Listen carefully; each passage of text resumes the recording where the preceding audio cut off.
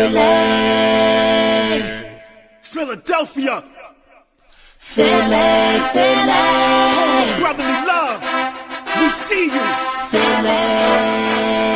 Come on.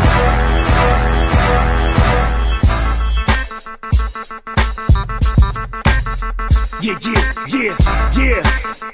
ISI represent for Philly. A strong shout out, brotherly love to my brothers from Philly. Greetings, it's your brothers from New York City, home of the cream of the team of the baseball Phillies. We got Howard.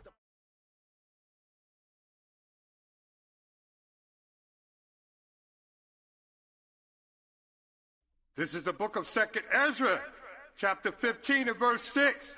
For wickedness have exceedingly polluted the whole earth, and their hurtful works are fulfilled.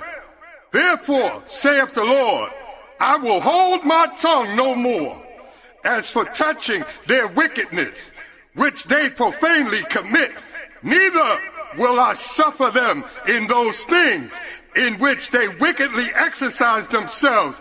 Behold, the innocent and righteous blood crieth out unto me, and the souls of the just complain continually. And therefore, saith the Lord, I will surely avenge them, and receive unto me all the innocent blood from among them. Behold, my people is led as a flock to the slaughter.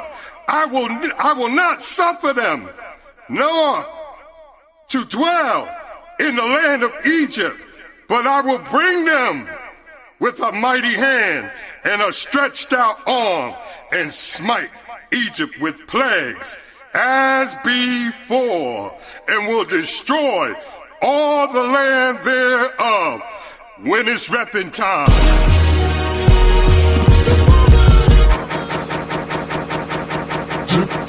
I get on extra grind. I get on extra grind. I get on extra grind. When it's repping time. When it's repping time. When it's repping time. When it's repping time. When it's repping time. I get on extra grind. I get on extra grind. I get on extra grind. When it's repping time. When it's repping time. All praise the Most High God, Yahweh. When it's repping time. When it's repping time. When it's repping time. When it's repping time. When it's repping time, when it's repping time, when it's repping time, when it's repping time, when it's repping time, when it's repping time. My higher now, he's giving me the extra power, extra hour, cooking on the heat is up an extra flower. Righteous in your faith, yes, I'm a man of faith. Spirit hanging on while the body's up against the faith. The Howard with the Howard shot is a God of faith. Pastors are hallucinating, looking like it's with the eight. We on the Howards and the Bowards with the Mac for real. Rifle skills, touching up the mind like it's massive kill. It's like the Howard shot, shooting weak and act for real. Jacob chasing Esau out the wound to be dropped his heel. I got the seal, it's so real with my seven bill. Red potted from the scriptures, Esau was a favorite meal. You know the deal, you see the Howard shot, it's time to kneel.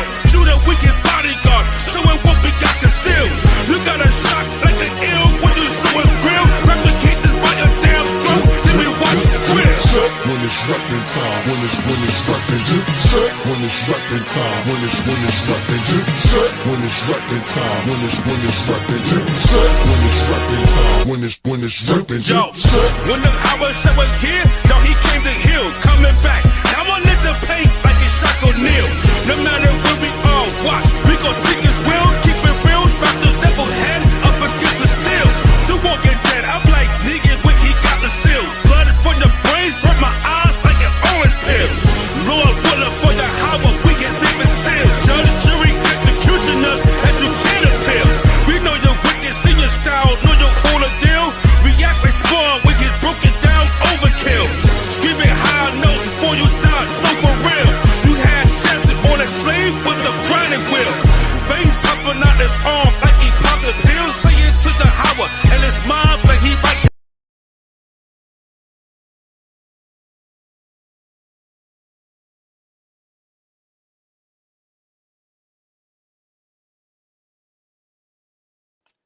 Shalom, shalom, shalom.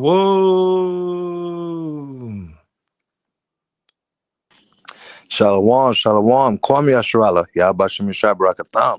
Kwame Ashala. Yahweh Shem Shabbat. Shalom family. All praise Yahweh Shem Yahweh. Welcome to another Tuesday Iron Sharpeneth Iron class. We are back again. This is Brother Ahrayah. And who's the reader for tonight, King? Brother Yawasop, East Coast. All praise to the Most High. Khan. All praise Yahweh Shem Yahweh. So today we're gonna do things a little different. For those that's in New York, there was an event that happened that was mighty. You know what I'm saying? And it was unbelievable to see, especially in our lifetimes, right? Speaking for me as a New Yorker, with the Knicks fans and everything, all of that stuff. And we understand, we as Israelites, we have a balance of physically and spiritually, right? Like how the Lord said, you're in the world, but be not of the world. You live in the world, but be not of the world. But also, what people got to understand, like, the Lord had Solomon tell him in Proverbs chapter 6, look at the ants, right? Proverbs chapter 6 and verse 6, and watch how they move, watch how they work. They're not slothful, right? They gather their resources in due time, and then they rest when it's time for like the winter and all of that stuff. But they know the seasons and they know how to do things at its perfect time, right? The Lord used certain examples, like look at the animals, look at the creatures, look at certain people within their occupation, how they do certain things. And you can learn wisdom throughout so many different aspects and different examples, right, Khan? So, Khan. I would say, because, I was a big basketball fan and all of that stuff. When I came into the truth, I had to push all that to the back burner and focus on the work of the Lord and everything, because I couldn't handle both.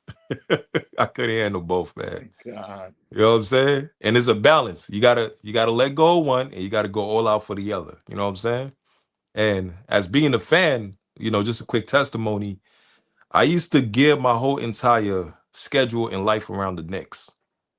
Like, Lord bless me with a job, whatever, this and that. And I would schedule around the time of the Knicks and watch the preseason, the training camps and all of this stuff, knew all the players, their stats, and I was a fan and all of that, right? But the blessing is the Lord took the zeal that I had for a sports team and transferred it into the truth for the Lord as an Israelite. Khan, Khan. right? So I'm like, damn, it's crazy. But, just a quick testimony, like endurance and faith, and teamwork. And if you could have a high zeal and be, like just hyped for what's going on, that don't really count at the end of the day. Because being a Knicks fan or, getting an NBA championship and all of that stuff, that still don't complete with the kingdom of heaven at all, right? Because we still living in this world and everything is temporary. We're just here for a moment, but we pass as soon as the Lord decide to take us back and call us back to him and everything. But you got to understand, what you do in this life will echo in eternity, right? That was a quote from one of the movies. I think it was The Gladiator. Whatever you do in this life will echo in eternity. So, all praise to Yahweh Shem Yahweh. We're going to present y'all with this lesson. Hopefully you're edified. And, let's learn from this. Like the brother hooked it up with the flyer. Never give up on your dreams. And remember, Israel, our dreams and our goal is to get into the kingdom of heaven. But I just want to show y'all through this lesson examples of spiritual matters that manifested throughout this series, throughout the NBA basketball, Knicks run, championship run and all of that. And y'all, what's up? Anything you want to say before we start? I know you're gonna bring it out mighty and strong in the spirit and showcase how certain things that's happening in the natural and the physical world that we actually can see and we could touch and we could be a part of is stuff happening in the spiritual realm as well, to showcase the Most High's power on earth. So sometimes a lot of people, when we do come into the truth, we have to put aside a lot of things, because I did the same, like you just said. I used to wake up and first thing I'm watching is Sports Center, or you know what I'm saying, all day long I'm checking the stats, I'm doing all this different type of stuff. And the Most High, to change my mind and to make me a new creature, the Most High did change my my focus. So instead of focusing on Stephen A. Smith and who Skip Bayless and Shannon Sharp and all these people, Most High brought me. Now I'm watching videos more. Now I'm doing things, and that is how the Most High helped me to learn and to grow in the truth. But then it also says in Sirach, you gotta not be righteous over much. You know what I'm saying? And it's a lot of people that when they come into the truth, it's good that we can put aside a lot of things. But I'll still go to a baseball game. I'll still took my rib to a baseball game. We went to see the Mets play the Washington Nationals. Well, Mets actually won. You know what I'm saying? All praise to the Most High. So I'm still a sports fan. I'll still go to a basketball game. Took the kids to a basketball game in DC and watch the Nets versus the Washington Wizards. You know what I'm saying? So you still can do those things. You know what I'm saying? You still can have your children go to karate class or go, and build themselves up in that certain way. But at the same time, the Most High said, don't be over righteous over much. The what it says, Cap, where it says many books and much studying. You know what I'm saying? Yeah, Make Ecclesiastes 12.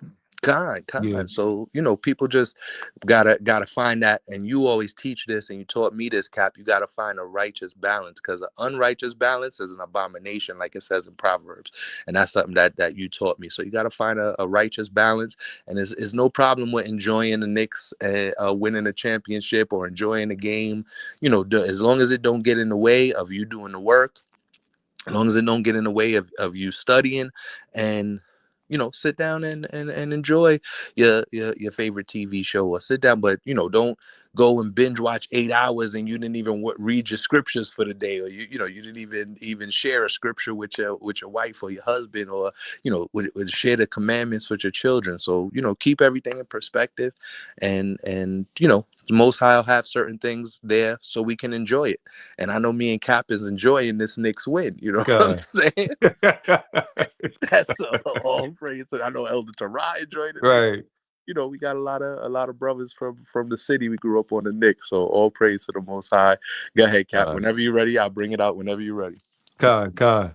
So all praise Yahweh Shem Yahushai. I will pause. Let's start with the first video, and let me get 1 Corinthians chapter 12 and verse number 14. Right. Paul, we'll start with the first one, the one that's 9 minutes. Right. It's talking about the Knicks history and all of that stuff. Yeah, we'll start with that one. Because the reason why we're starting with this video, I want to show y'all just the history from, the old days and all of that stuff. Because remember, the Lord said in the book of Jeremiah, remember the days of old, like pertaining to seek ye the old path and walk ye in it, right? And Romans chapter 15, verse 4, where it says that this is for our learning's sake, right? We're learning about the histories of our forefathers all throughout the scriptures from the Bible, from Genesis to Revelation, right? So in order to understand the present time, you always got to go back to the past and the way it was before. Con? You always got to start, you always got to start in the beginning to the way things were before. And it's very important. Why? Because we always heard this saying, how can you know where you're going if you don't know where you come from? Right? How can you finish a matter if you don't know how the matter started? Because I'm telling you, with this Knicks run, bro, I'm telling you, it was so many stories mixed in. It was a story of redemption, right? It was a story of never giving up, enduring, the naysayers and all of that stuff, and people that lost faith and all of that. And listen, man, I gave up on this team so many times. Man, once I came with the truth, I started watching basketball. I gave up on this team. I was like, man, I'm gonna put all this to the side, whatever, because I was getting not heart attack, but it was like a damn heart attack every damn game. You living by each point and possession and scoring and all. I was like, nah, man, I can't deal with this, man. Hell nah. So I literally had to give up basketball. I had to give up watching basketball. It was too much for me. You know what I'm saying? And it get like that sometimes, man. But I had to focus on Yahweh Shem Yahushai. And it's beautiful now to see something like this, especially in the truth, because it's used as a moment to give you a faith booster as well too. Because if people in the world could feel excited about a team that haven't won or got to the finals for like 53 years, right? And we got stories throughout the scriptures that could talk about that. You know, the best things comes to those that wait, right? Like Abraham. We're going to touch on that as well, too. If people could see stuff like this and be excited. And listen, I'm telling you, when y'all get a chance, just look up a video about the Knicks championship run. Same as people in Chicago about the Bulls and all of that stuff. Everybody was excited about Michael Jordan. And everybody was touched by the story of Michael Jordan during that time before he won the chip against the before he won the chip in the finals. He had a juggernaut he had to go through, and that juggernaut was the Detroit Pistons. Right. He God? eventually beat the Lakers. That was his first, I think, against the Lakers. Yeah, but the Pistons was like a damn brick wall he could never get past. Right? He could never get past the Pistons.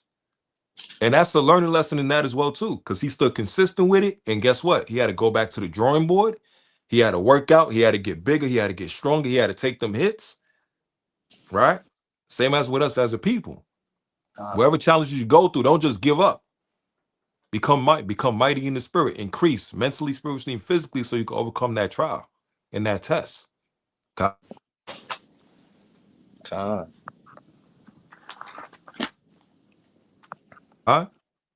Yawasop, let me get that scripture, King. What you want? 1 Corinthians chapter 12 and verse number 14.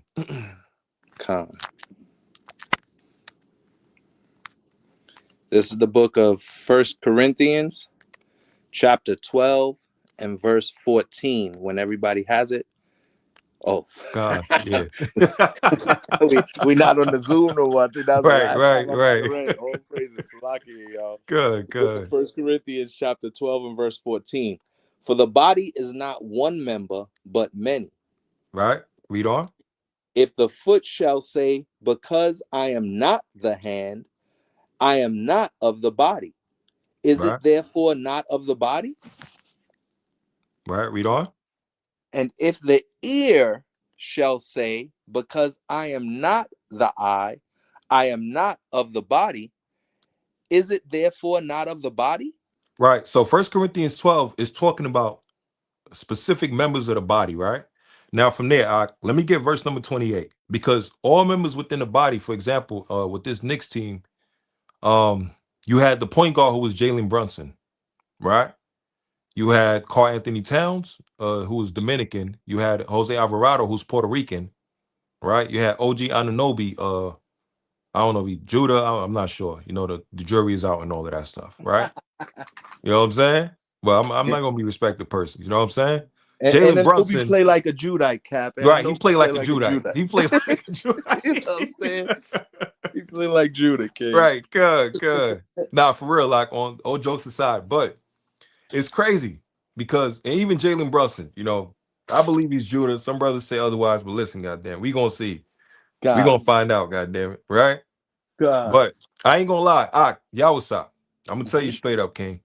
Out of all the Knicks team I've seen throughout the years, this was the most diverse representation and a perfect example of Israelites coming together as a collective unit.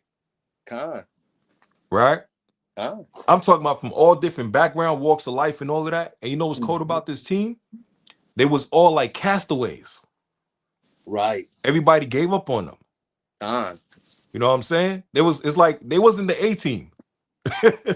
Right, they was the B team. Right, they was the B shit. They was the Z team. They was everybody's last option. They wasn't the A team. It's like the Suicide Squad. Remember the movie The Suicide Squad? Right, and those were what? Those were a gathering of people or supervillains, whatever, and all of that stuff. And they was known as the castaways. Right. But when they came together, they learned how to work together as a team, and they overcame all obstacles because they had a good chemistry amongst each other. Right? Let's get that verse, King. Verse 28. The book of 1 Corinthians, chapter 12 and verse 28. And Yahweh hath set some in the church, first apostles, secondarily prophets, thirdly teachers, after that miracles, then gifts of healings, helps, governments, diversities of tongues. Right, read on. Are all apostles? Are all prophets? Are all teachers? Are all workers of miracles? Have all the gifts of healing? Do all speak with tongues? Do all interpret? Right. But covet earnestly the best gifts. All right, hold And that get right there. Duwada, hold that right there. So I'm using that precept to show you the different positions within the team, right? Same as they say apostles, teachers, prophets, healers, miracle workers, gift of tongues, those that speak different languages, so on and so forth, right? Same as right, within a sports team or a basketball team, right? You have the point guard, you have the shooting guard, you have the small forward, the power forward, you got the center, right? You got the bench, you got the six man, God. Same as with a camp, same as with a body. You got the captains, you got the officers, the elders, the bishops, you know what I'm saying? The deacons, so on and so forth, the soldiers, the people that support, right? The sisters that help and with the feast days, with donations and all of that stuff. People just in general that also watch. Like this is all part of a blueprint and structure the Lord already set up. Same as with a basketball team. Or it could be football, any sports or whatever. And remember, don't be simple, Israel, because listen, this devil never created any damn thing. right, Everything came from us, right? This devil never created anything. He waits till we create it, then he patent it and steal the idea. Right? Now, within a basketball team, you have the point guard. They got to know all the plays. They got to know how to set people up, how to pass, and all of this stuff. They got to know when to take over. They got to know when to slash through the defense. Pick and roll and all of that stuff. You got the center. He's the big man. He's the one that got to be holding it down in the paint and block the shots when they come in. Dominant. Like every player has a specific position. Now, when you take a player and you switch their position, for example, Karl Anthony Towns, who was the center, he's a good playmaker and he's also a center, but you can't put him as a point guard. You can't put him as a point guard because what? You put him as a point guard, the big man is out the paint, and what happens now? The rest of the people within the team is shorter, so what happens? The opponent that they fought in this match was Victor Wembanyama, whatever his name is, right? Right, the Frenchman. Right, the Frenchman. And I'm gonna show y'all the spiritual aspect of this series, and it's crazy, right? So Jalen Brunson, he's like what, like 6 something, like 6'1", right? Yeah. Or short point guard, right? Now, the narrative throughout the sports, NBA, and all of that stuff is you can't win with a short point guard, right? At all, right? You got to adapt to the times, and you got to get the the new age of the 8-foot dudes and pulling up with 3-pointers and all of that stuff, and like what the hell, right? But Jalen Brunson, as a man that was of a short stature, everybody looked down upon him, right? And the reason why I came up with this lesson as well to tie it into Israel, because Israel, the Lord even said it. Let me get Deuteronomy chapter 7, King. In verse number 7. It's the book of Deuteronomy, chapter 7, starting at verse number 7.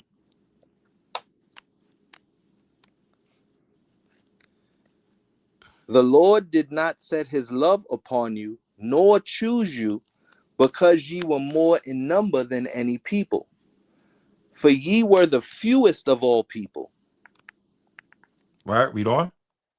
But because the Lord loved you, and because he would keep the oath which he had sworn unto your fathers, hath the Lord brought you out with a mighty hand, and redeemed you out of the house of bondmen, from the hand of Pharaoh, king of Egypt. Right. So the Lord said he loved us as a people because of the promise he had with us and with the fewest of the people. The Lord don't deal with big numbers. The Lord does not deal with big numbers, or even like the biggest or the giant or the tallest. For example, look at the story what happened in 1 Samuel with Saul. Right? Israel said they wanted a king, same as the other nations. and they wanted to go against Yahweh Shem Yahushua. They didn't want the Lord to be their king. They wanted to follow the ways of the heathens. So what did the Lord say? The Lord said, I'm going to give you a king, all right? But the king I'm going to give you, boy, he going to be proud. He going to be cocky. He going to be disrespectful. He going to use and abuse you as a people. He going to take your sons and daughters and put them in his military. All the resources and the money that comes in, you people going to have to give unto him for his bank and his treasury, right? He going to be selfish. He going to be narcissistic. But guess what? That's within. But from the outside, the Lord says he's going to give the people of Israel Saul. Guess what? He was the tallest among all the Israelites during that time from the tribe of Benjamin. God? God. And what happened? Everything that the Lord said he was going to manifest and do in that time, he did. He went from being a mighty man of God, slaying the 5,000 of the Philistines, slaughtering the heathens and all of this stuff. And then later on, he became proud and cocky. And now he started to kill his own people. He started to betray his own people. He started to not take accountability for anything that he did wrong against the Lord, right? And I want to show you another example. Let me get 1 Samuel chapter 16. The Lord don't deal. He don't care how you 8'30". He don't give a damn. It's about the spirit. God. From within, right? Let me get 1 Samuel chapter 16. And let me get verse number 5. The book of 1 Samuel chapter 16 and verse number 5. And he said, peaceably, I am come to sacrifice unto the Lord. Sanctify yourselves and come with me to the sacrifice. And he sanctified Jesse and his sons and called them to the sacrifice. Right, read on.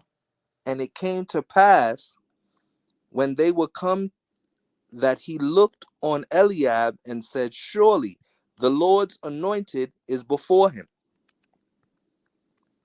But the Lord said unto Samuel, look not on his countenance or the height of his stature. Hold that, Ak. The Lord sent Samuel to go anoint a new king for Israel to replace Saul in due time, right? And he went to the house of Jesse, right? And we already know within the house of Jesse was David, who was the littlest brother of all of them. He had like about 7 or 8 brothers, right? So the first one Samuel seen, who was tall as hell, right? Big, strong, and a warrior of status from the outside and all of that. The one that everybody thought would be the next king or whatever. Samuel even thought that. The Lord said, no, that's not him. But Samuel like, shit, the way he look. Right. Big, strong. He got all the muscles, 6% body fat. And you know what I'm saying? Mm-hmm. He got the sword and the armor, and he looking majestic. He looked like King Arthur himself in the flesh. The way he look, he got to be the one. He got to be the chosen one. He got to be the next one up. He got to be the face of the league. You know what I'm saying? Right, God. Right? Like, it got to be him. Right? Con, I got you on par. It got to be him. Even in the time of Michael Jordan, remember, how many people looked down upon him, even in college? His coach even told him in college, right? He came into the league and people was looking down upon him, and he was known as a giant killer. You know? Right. All the superstars that came up that they thought would be the best, and when they seen Jordan, he said, nigga, we ain't got no chance, bro. Ain't got a chance. God. And he was like just 6'6". You know, you had people 7 feet, you had people like 6'9" and 6'10", and they was terrified of Jordan, right? But imagine we got a person that was on the Knicks team named Jalen Brunson at his height. Another example, I look at Iverson, Allen Iverson, at his height and his stature, playing against the Lakers, who had Shaq and Kobe. You know what I'm saying? Mm-hmm. It was looking like giants against. Shaq was literally like 7-something against Allen Iverson, who was like 6'1" or 6 feet, or whatever, and all of that stuff. But the way he played, he had no fear. That's the mentality that he had. He took on all challenges, right? But read on. Look not on his countenance or on the height of his stature, because I have refused him. For the Lord seeth not as man seeth, for man looketh on the outward appearance, But the Lord looketh on the heart. And you see, the heart ties into what? Your mentality, your mind, right? It said the Lord don't look at the outward appearance, but he looks at the heart. And that also ties in for us as Israelites. We got one of the, no respect to persons, but we got one of the most humblest elders throughout the nation. God, Elder Zabak. You know what I'm saying? Elder priest is and at his height, no folly, at his height and all of this stuff, right? He's not 10 foot tall and all of that. You know what I'm saying? At the height that he is, and the elder is mighty with the edification, the teaching, has no fear against the heathens, has no fear of backing down against his own people and all of that stuff. Right? Like we got so many examples, even for Detroit. Look at Isaiah Thomas, right? Even for the Warriors, Stephen Curry, right? So many people at a short stature, as they would say, but their mentality, the same as with a lion, right? Keep going.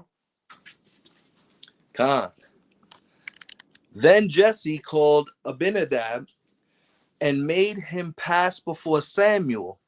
And he said, neither hath the Lord chosen this.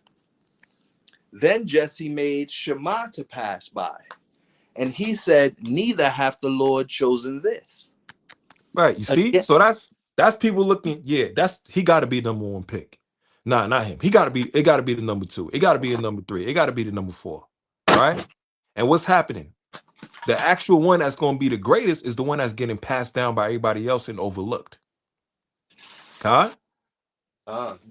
Like with David Brothers. Hey, that's the first option. If not him, that's the second. His brother's the second option. No, the next brother, the third option. No, he got to be the fourth option. But the one that the Lord decided to pick is the one nobody ever chose within their rankings or list. Because they looked at the stature. They looked at the height of the person and not the spirit of the person. They couldn't measure the spirit of the person and that person's mentality. Right, read on. Again, Jesse made 7 of his sons to pass before Samuel. And Samuel said unto Jesse, the Lord hath not chosen these. You see? So 7 symbolize completion. Right? But the Lord has not chose any of this guy's brother. Right? Read on. And Samuel said unto Jesse, hear all thy children. And he said, there remaineth yet the youngest, and behold, he keepeth the sheep. Oh, it says, there remaineth the youngest, but he keepeth the sheep. So what was David's occupation? He was a shepherd. He took care of the sheep. Right? Now, the rest of his brothers was warriors on the battlefield, but with him being a shepherd, it was kind of looked down upon compared to a warrior. But you don't understand the life lessons you will learn as being a shepherd and a protector of the sheep. You got to learn discipline, right? You got to learn compassion, dealing with the sheep and how they grow, and lambs and sheep. They're like little kids all over the place. You got to learn how to have discipline and control them and set them in the right narrow path. Same as dealing with a child, right? And they're happy-go-lucky and all of this stuff. And you got to embrace their nature, but also you got to guide their path for them. You got to feed them. You got to take care of them. You got to shave the coats, right? Nourish them. You got to protect them. Right. And didn't David said that the Lord gave him the strength to kill a lion and a bear? And why was that? To protect the sheep. So he was a shepherd, right? Read on.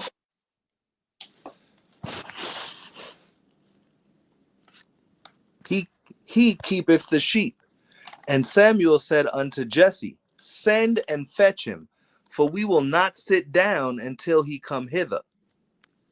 And he sent and brought him in.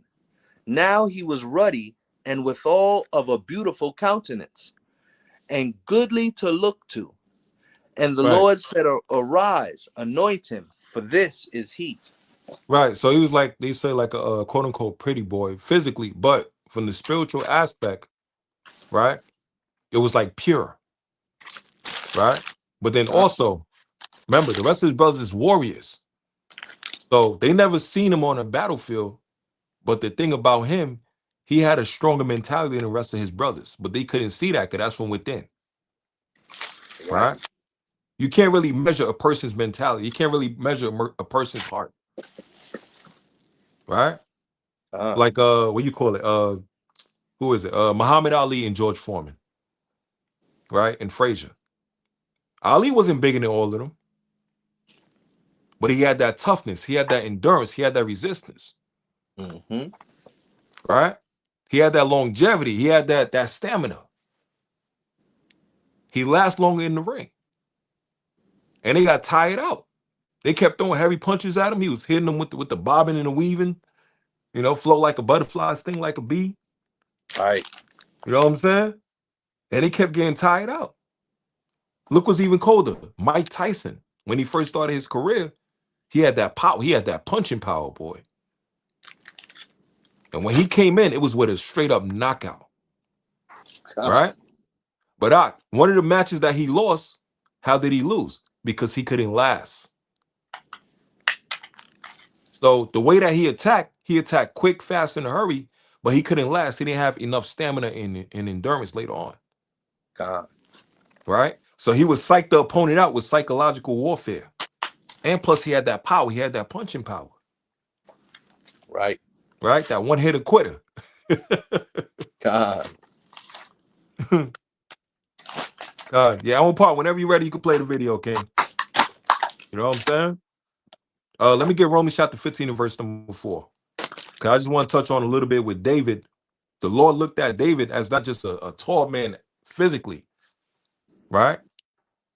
He was short physically, but it was about his spirit, right? The mentality that he had, right? Let me get Romans 15 and verse 4, King. This is the book of Romans, chapter 15 and verse 4.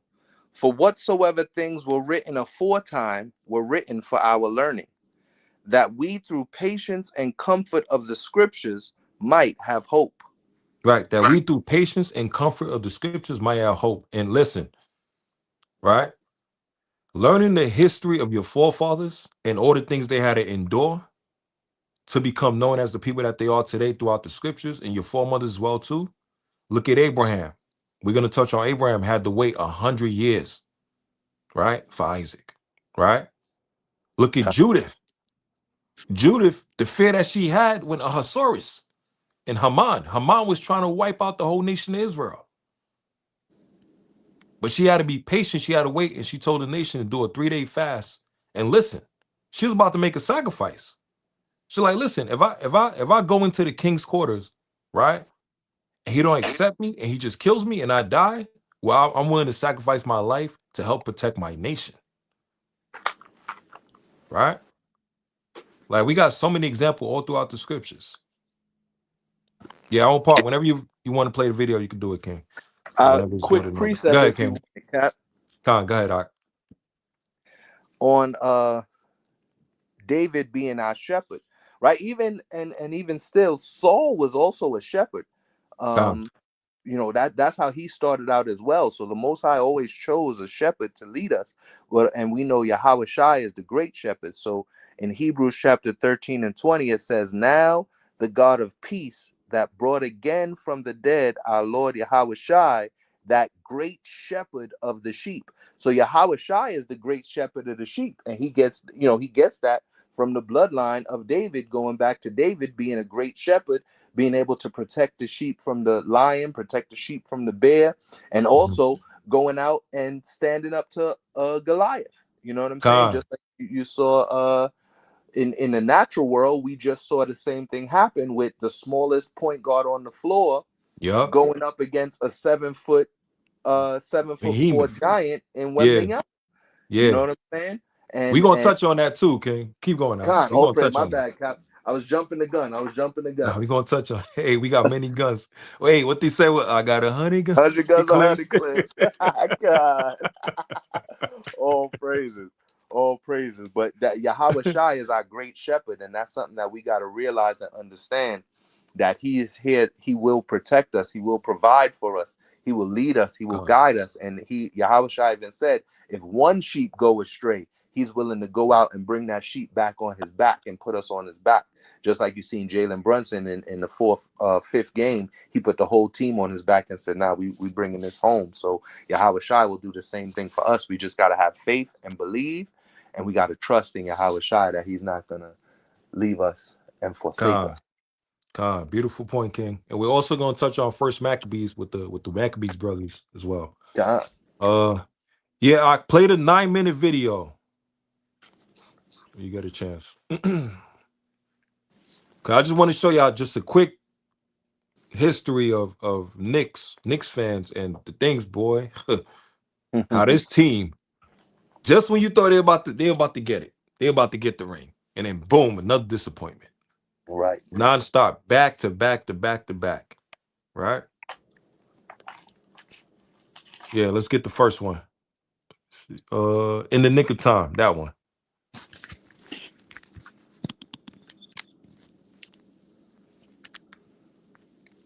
Yeah.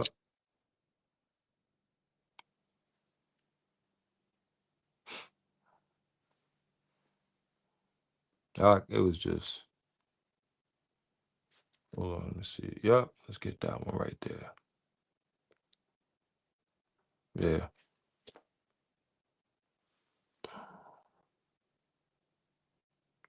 All right, Con.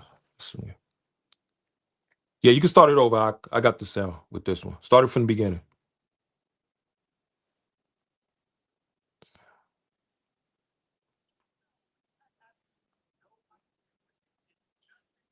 All right. Con, let's go. Con.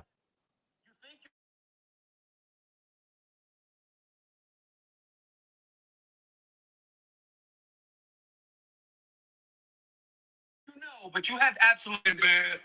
We just want to continue to keep working hard, keep building the program back up, and hey, let's go Knicks.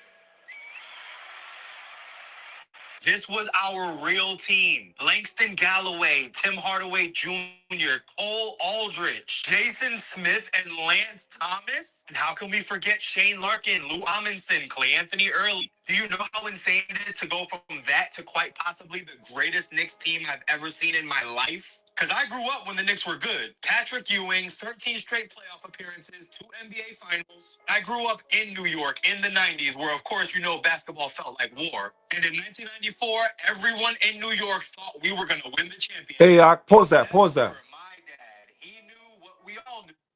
Pause that, King. You heard what the guy said? He said basketball feels like war. Con? Do you know why he said basketball feels like war? Because it is war, but on what? On a sports field. Con? Sports is another aspect of war on a sports field. Why you think so many people, like different cities, will literally gather to watch their sports team? Right? And what they're doing, they're cheering for their team, same as in war, same as with us with Israel. Israel versus the Philistines and the heathens. The heathens had their team, they had their support, right? The Philistines had the damn the Philistine cheerleaders and all of that stuff in the cut supporting them, and the citizens. Why? Because if they win, everybody is happy. The revenue is going to increase, the resources. They got the treasures and all of that stuff from the opponents that they just beat and killed in war. And it's going to bring up a new boom in their economy for their people. But what happens? If they lose, they become what? Prisoners. God? And the winner takes over that whole entire city. And that's in book of Deuteronomy chapter 20, where the Lord speaks about war and going against other nations. So even on sports on the battlefield, the sports field is another aspect of war as well, too. That's why people get pissed off and mad. Their team lose, they feel like they lost. You know, they representing their city and all of this stuff, right? Their team lose, they're the laughing stock. But they win, they feel all the glory and happy and cheerful and all of that. That ties in also to war. And also with us as the nation of Israel, we're in a spiritual war right now. Esau coming at us with so many deceptions, witches, warlocks. What do you call it? Changing up the stories throughout the media, confusing the people, right? Systematic oppression, gentrification. All that is all aspects of war that they're using against us. Biological warfare. Our people going to their hospitals and getting even more sick, right? They're poisoning us through the food. That's all part of Esau's warfare against us. Okay? Right? You keep playing that. But just didn't want to admit, as great as Patrick Ewing was, Hakeem Olajuwon was just better. And he didn't believe Patrick Ewing could outplay Hakeem Olajuwon enough for the Knicks to win the championship. And guess what? He was right. So as you can see, hating is in my blood. All jokes aside, these are the kind of things that lead you to believe the Knicks just can't do it. I will always choose what I see over what I so desperately want to believe. And being a Knicks fan, that becomes survival because you truly don't understand how bad it was. Knicks down by one. Here's Starks, changed his mind. A shot clock out of 10. Ewing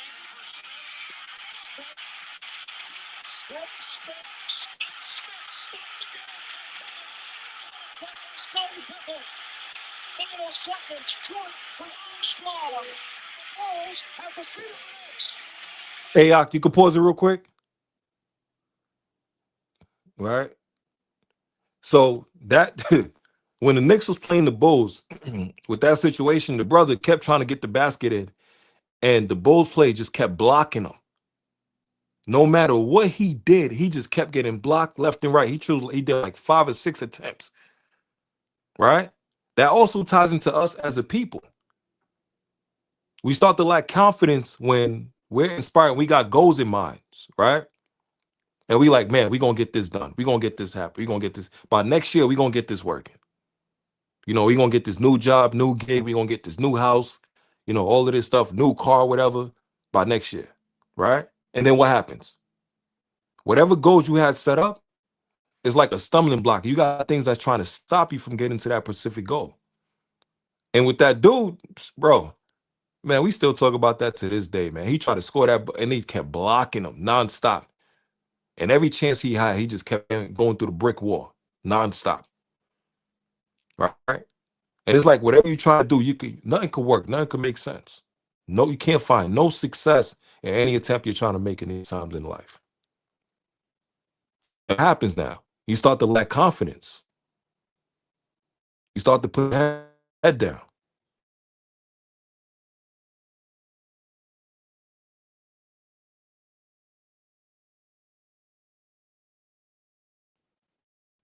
Because the dude had literally 5 or 6 to do with that act. Y'all was like, what would you do with that act?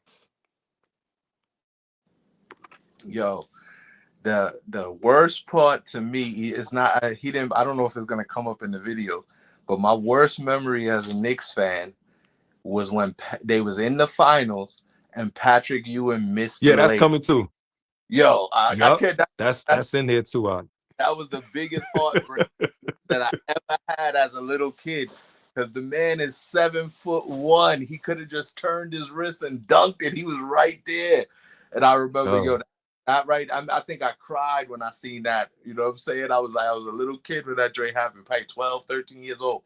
Yo, I was so upset with life at that point. I was like, that even made me not want to play basketball. You know, that was what made me focus. Like, okay, I actually want to play football. You know what I'm saying? Because I think around the same Giants must have won with Lawrence Taylor. So I was like, you know what? I like football better than I like basketball because I was just so sad.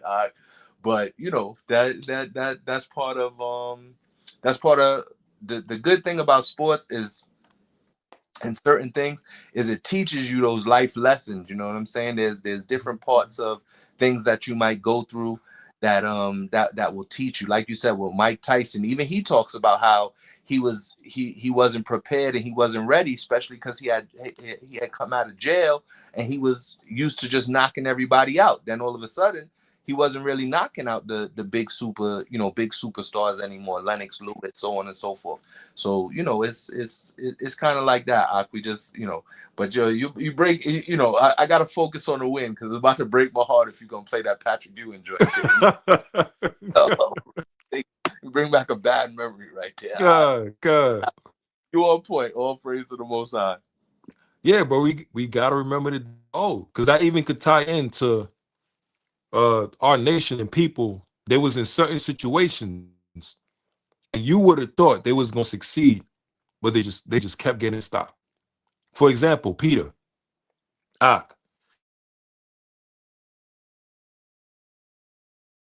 man, bro. When people was reading Matthews before, and then when he was surrounded by the crowd, and they said that he was with Yahweh, remember Peter was like, "Listen, man, I'm ready to go to prison with you. I'm ready to die for you."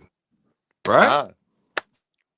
That's like a person. Listen, man, just give me the ball. I got it. I'm gonna make the shot and all of that stuff. And you could count on me, coach. I got this. We got this. And when that moment comes, what happened? What happened? Remember Chris Webber? Peter choked up in that moment. You know what I'm saying? Peter choked. Remember?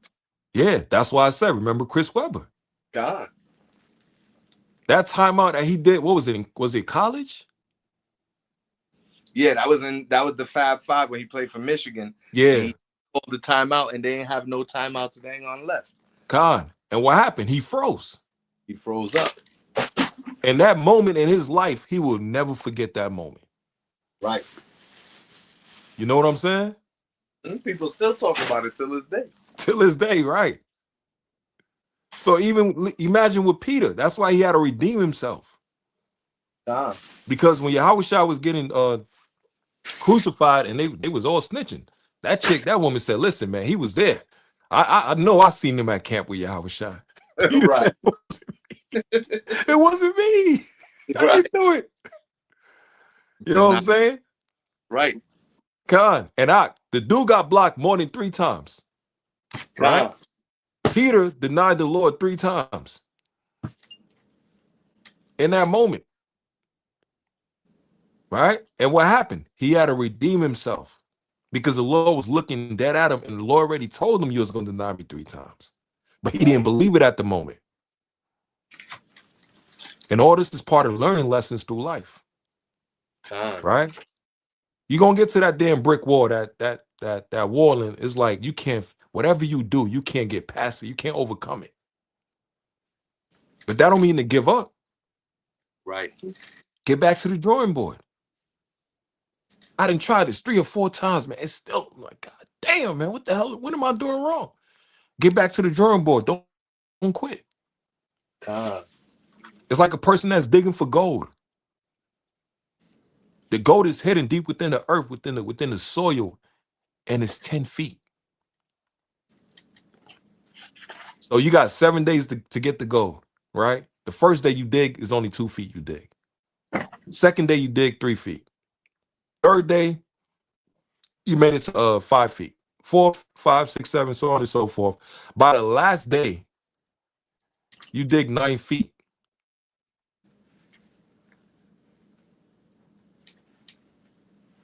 And you just gave up, right? You just had to dig 1 more feet, and you would have got the gold. And you know what's Kodak? Somebody comes around later on, and they see a big ditch. Like, what the hell is that? They jump in the ditch, and they say, "Man, let me see what the hell is it. I see something right there that's shining. Let me dig a little." The dude only dig 1 feet, and he got the gold his damn self. You know what I'm saying? Don't let a certain situation in your life stop you. And you start to become depressed, and you start to give up, and then next to what happens, somebody else gonna get that glory. Right. And you're gonna regret it. Right? Yeah, you can play the video, King. Let's see what's back on.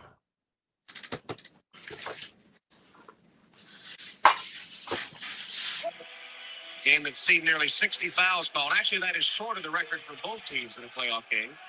Miller for 3, and he got it. Starks cuts to the corner. Inbounds for Miller.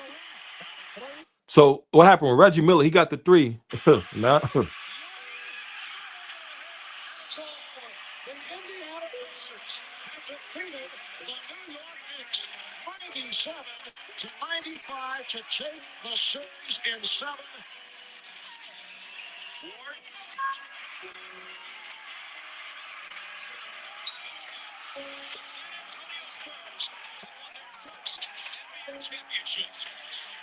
I know you can feel the pain. That was as good as it was going to be for a very long time. Because after the Knicks didn't just start losing, they became the laughing stock of the NBA.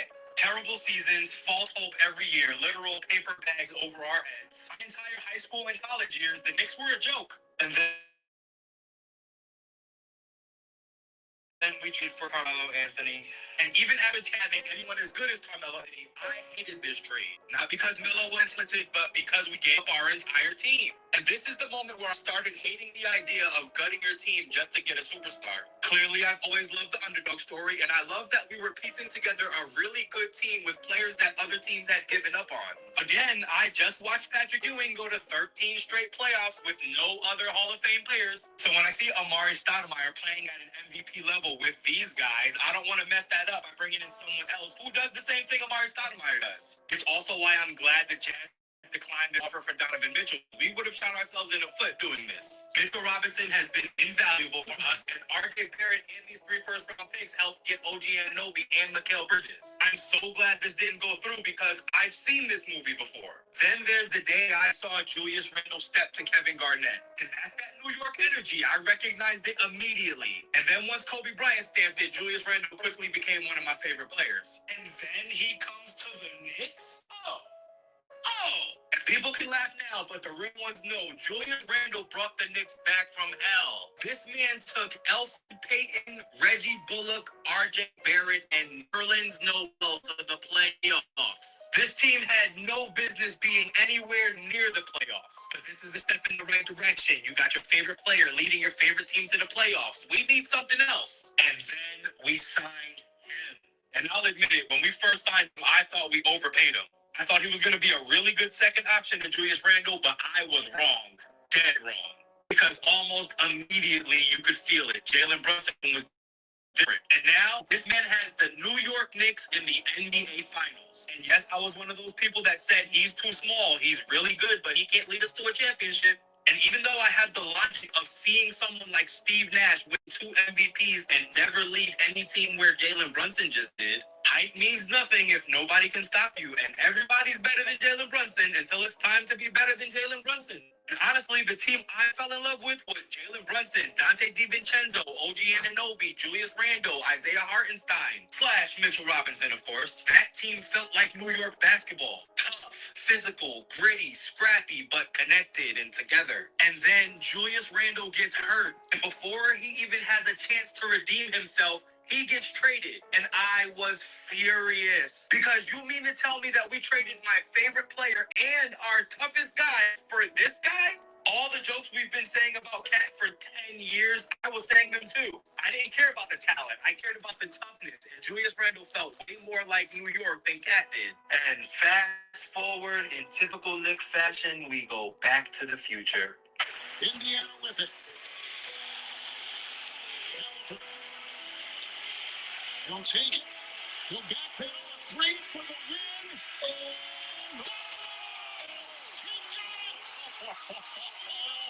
Yeah, and you can't convince me that shot didn't change everything because even though Tom Thibodeau coached Jalen Brunson into superstardom, won Coach of the Year, took the Knicks to the Eastern Conference Finals, literally was the coach that brought New York basketball back. The Knicks just fired him. And honestly, that's fine if you want to go in a different direction. If you at least know the direction you want to go in. We just started asking other teams if we could interview their coach. And Knicks fans were sitting around like, what the hell are we doing?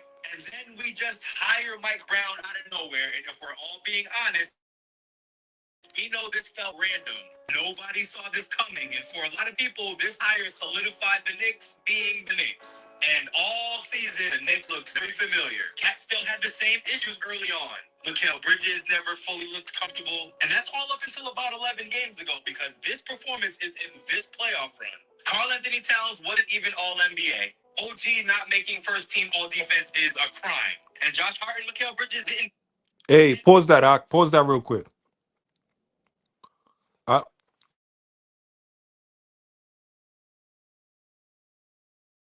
So, y'all, what's up? You still there? Come on, let me know if you still there, King. Because I want to show y'all from the man trying to make 7 attempts and get blocked by all the Bulls player to with the Pacers, man, Reggie Miller made a 6-point play in less than 10 seconds, which is unheard of, unseen before, right? To Patrick Ewing missing the damn game-winning layup when he should have dunked it, right? It was like, man, it was like, listen, boy, it was like stuff you couldn't explain. And we was like, God damn, it got to be a curse on this team, man. Ain't no way in hell. There got to be some type of curse. Because when the moments count, they make some of the dumbest mistakes ever in history, man. And people was getting frustrated, like, God damn, we right there, and you just let us down, like at the last second. Right? And if you look throughout this picture right here where it says not all NBA first team, that was Jalen Brunson, Karl Anthony Towns, not all NBA. OG Anunoby, who was one of the best with defense and all of that stuff, right? And he had Mikal Bridges and Josh Hart, right? This list right here, if you see the picture, is showing these were the people that was counted out, which symbolize also Israelites, right? Everybody look down upon us. They don't care about us. They like these niggas right here, man. You know, Proverbs, nigga, black, porch monkey, right? Wetback. Right? Ain't no way in hell they gonna make it together. They gonna come together and overcome whatever challenges they going through. Niggas gonna be niggas. Right? They don't know how to come together to have a business. They don't know how to come together to be successful, how to come together to fight against the oppressor, how to come together against the other nation, especially the damn Chinese man that just killed the young man, 14 years old.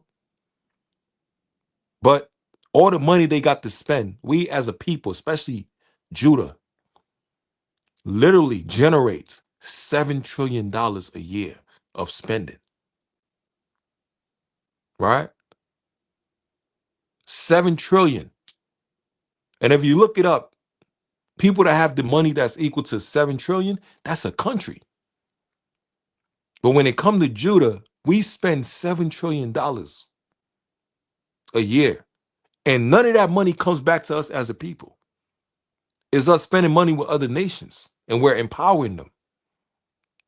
Like the example was going on now with the Moabite that killed the 14-year-old boy.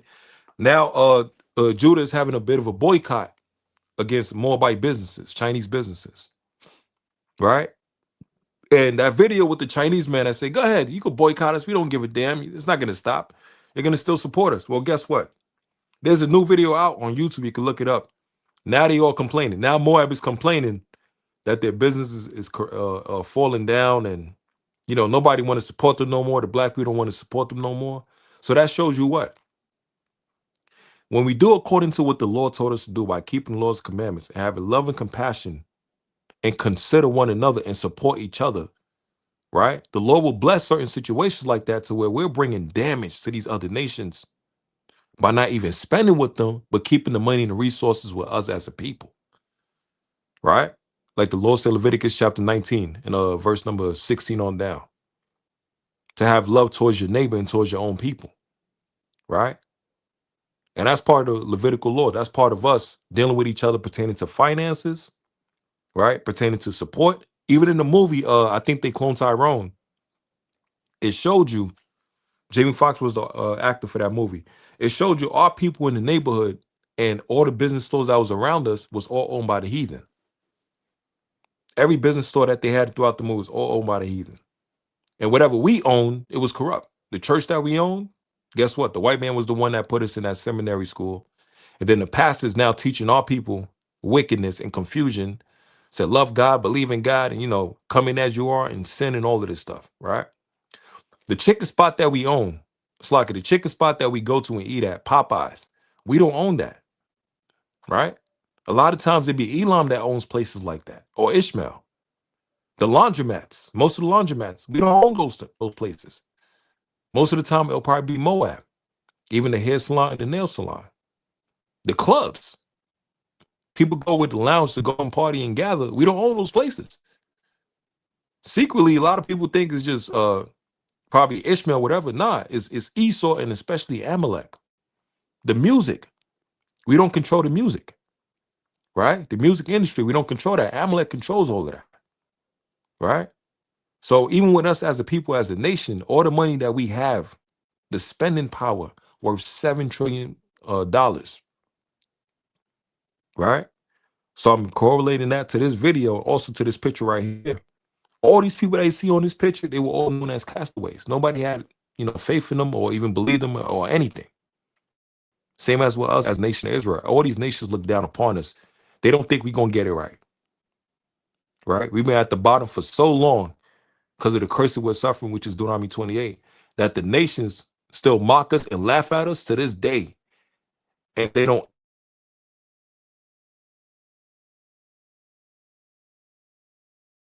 ever think we're going to get it right one day. I think you're probably on mute, Doc.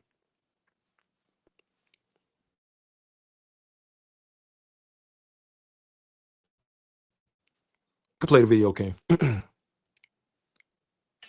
awards at all. This team is full of players that are not respected as individual players. And that is exactly how we want it. Because in the playoffs, everything changed. Cat stopped trying to prove he was a scorer and entered his Nikola Jokic era. He became the playmaker, and once he started controlling the offense, his assists doubled. Suddenly, Mikal Bridges stops disappearing because he's actually being found. And he's not the only one. Landry Shamet cannot miss. Every single game feels like the Knicks are the dominant team. And the team that was 2 points away from sweeping the entire Eastern Conference is not the team we've seen all season.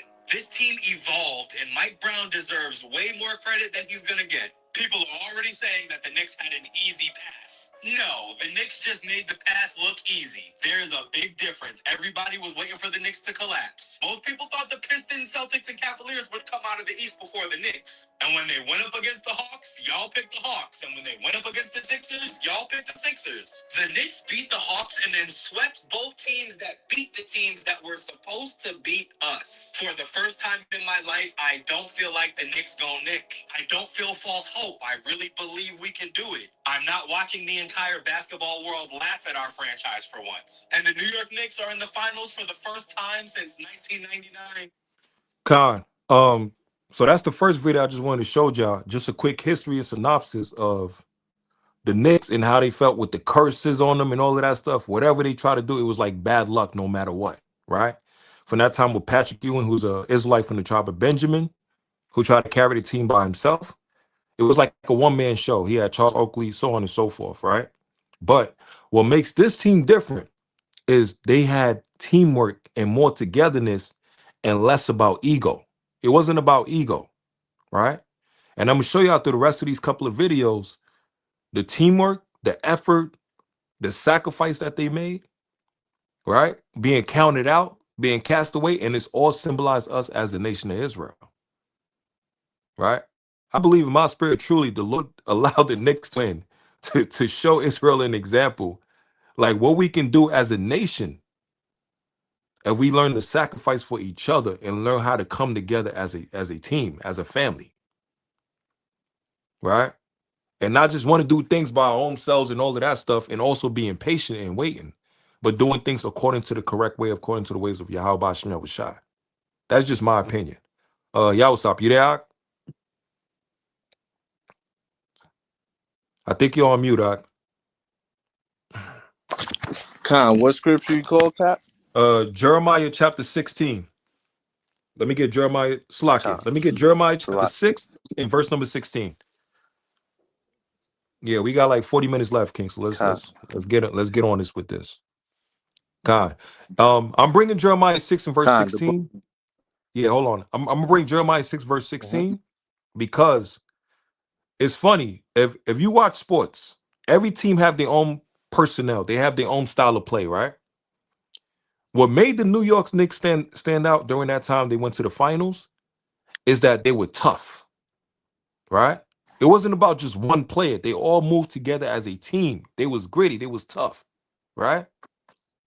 And they had a certain structure, and their personality also merged with the ways of the mentality of the people of New York City. Tough, hardworking, diligent, find a way to make things work out. And anything you want to say about New York, because for my testimony, New York is like a pressure cooker. You damn near oppress in every damn angle, every kind of way you could think of, man. Right? And it's like the concrete jungle. You got to find a way. You got to find a way to overcome to make it work. Yeah. You park your car, and next year you got 50 tickets. That's why they. Okay. God. Salakia, they say if you can make it here, you can make it anywhere. And every time I come back to the city, from whether I'm traveling, down south, up north, it's other places have their cities.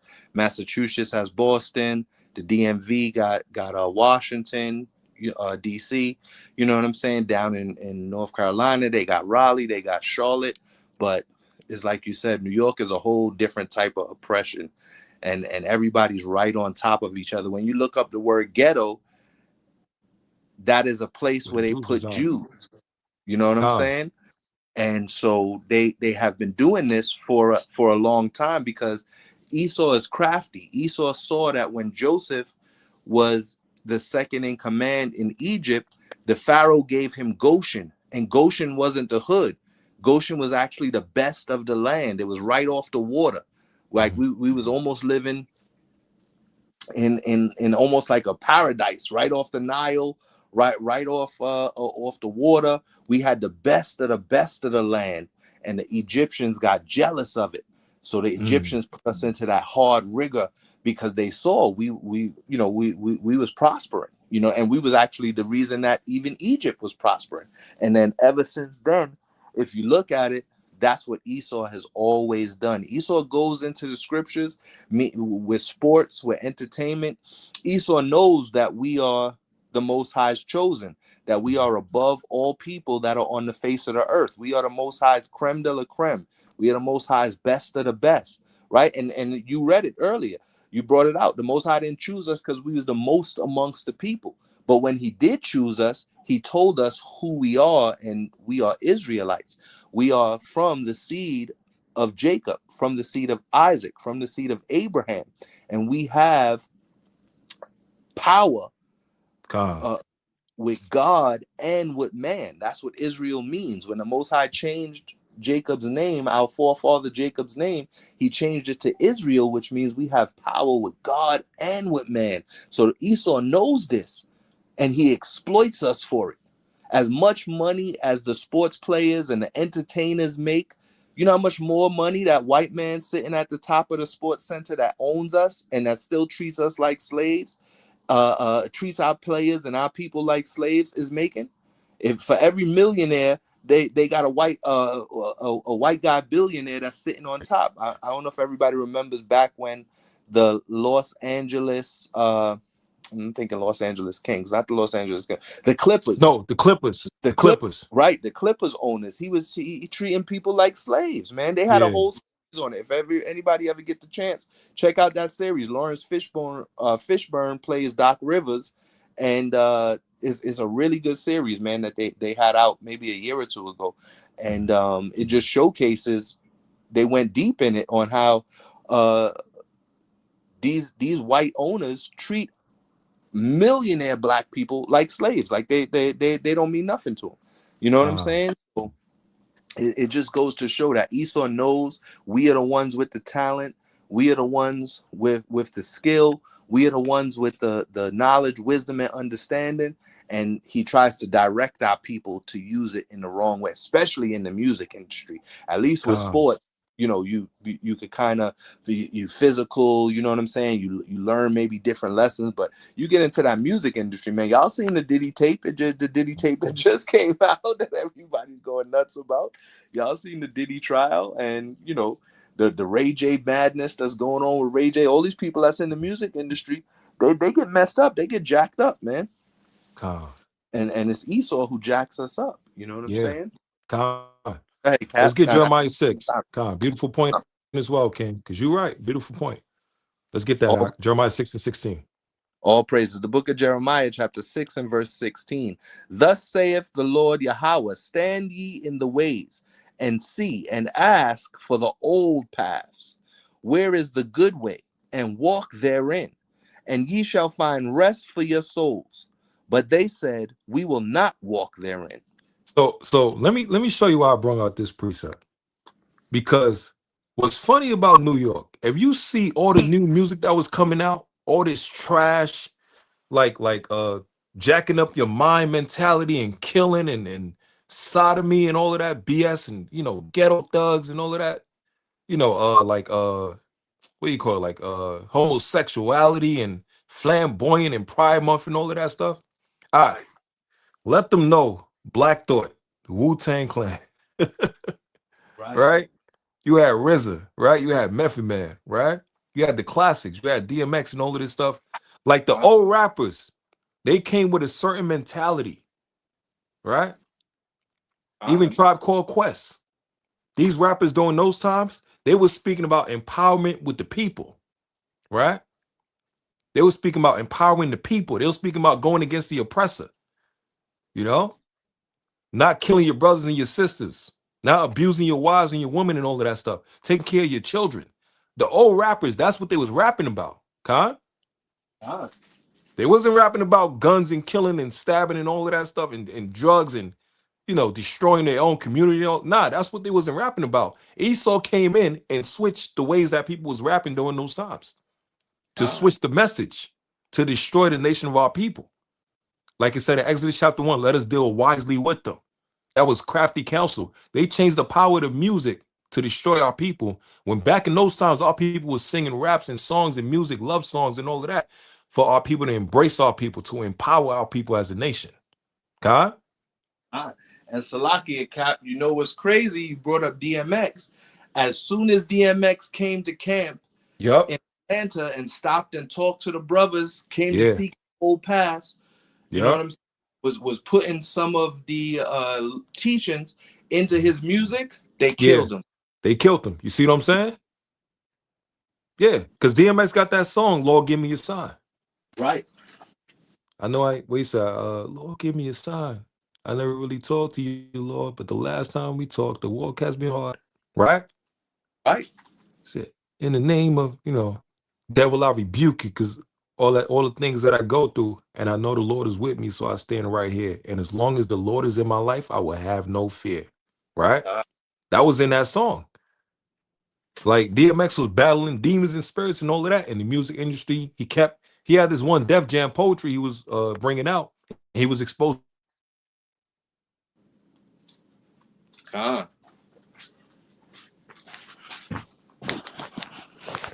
the industry. And it's funny, what was it?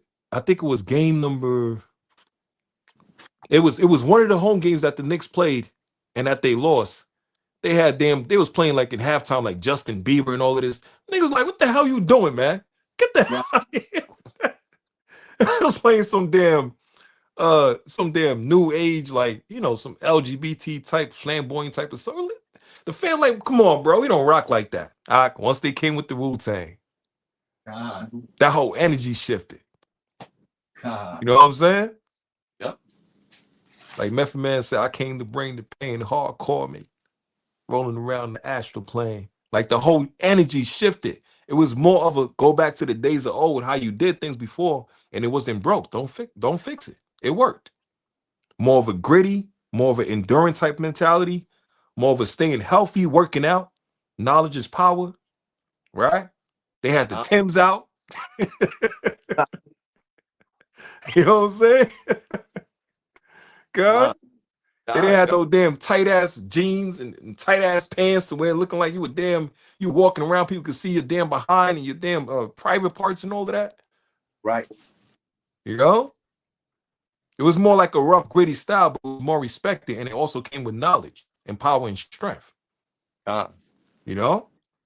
But now you see, like, and plus, man, we always joke around, we find a way to work out and all of that. to stay healthy, stay on point. You got to take care of your vessel. Don't you know that you are the vessel of God, of the Holy Spirit, like in 1 Corinthians chapter 3, verse number 16? Right? Take care of your mind, body, and your spirit. Like that was part of the mentality that New York had back in those times. I'm talking about the positive, not the negatives. Okay?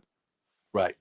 So Lord said, remember the days of old. Same as with us as nation of Israel. We got to remember our forefathers in those times, how they move in righteousness, strong, discipline, right? Kept the laws and the commandments, right? We didn't follow the ways of everybody else as a nation. No, they was forced to adapt to us. Huh? Like in Deuteronomy, it speaks about it. The nation's gonna be looking at us. What type of nation is of this with so much wisdom and laws and commandments and love by the Lord God? Even Bathsheba, when Bathsheba went to visit King Solomon, she didn't push her nation's mentality or her nation's culture on Solomon, right? She seen Solomon as an Israelite, as a king, and she was in awe. How righteous he looked, how mighty his kingdom was, how beautiful it looked, how majestic the people looked. And that ties into us as a nation with our customs. Because I'm gonna give you a quick testimony. We was doing a real estate class, right? Being the brothers, black being in the brothers, right? And for 3 days, we came into that class, shirt with fringes, our mitris, ZZs, came with our books, taking notes and all of that stuff. Did you know for 3 straight days, everybody was looking at us, asking us so many questions? Like, oh my God, like, what is this? This is so beautiful. Oh my God, like, where did you get this from? They was talking about the ZZs, the mitris, the fringes, and how we dressed. God? And they was looking like, wow, like, yeah, the one Edomite literally came to us and like, yo, listen, I'm sorry, I gotta tell you, man. I just gotta tell y'all. I said, well, what the hell? Hopefully you ain't saying no weird stuff. She's like, listen, you want to talk about best dress competition? Y'all won all 3 days. Yeah. And that's what us just moving around as a nation of Israel and having love and compassion for our people and for our nation and for our customs and heritage by wearing our garments and our fringes and not adapting to anybody else, but they're forced to adapt to us and not be ashamed of our culture. You want to say something? And just keeping the commandments. And just keeping the commandments.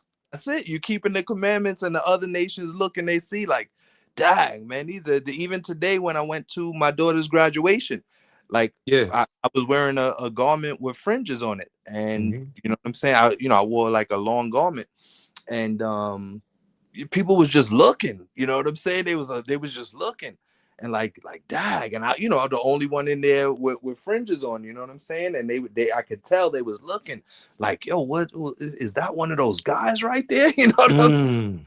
And it's just like all praise to the Most High, because just simple little things that we do, keeping the commandments. Like we went to IHOP to eat, and I told my son and my daughter, I was like, they was like, oh, I want to order, whatever, pancakes with bacon and eggs, and I was like, it's gonna be turkey bacon, right? And they both looked at me and just gave me up like, all right, dad is around right now. You know what I'm saying? We got to keep the commandments.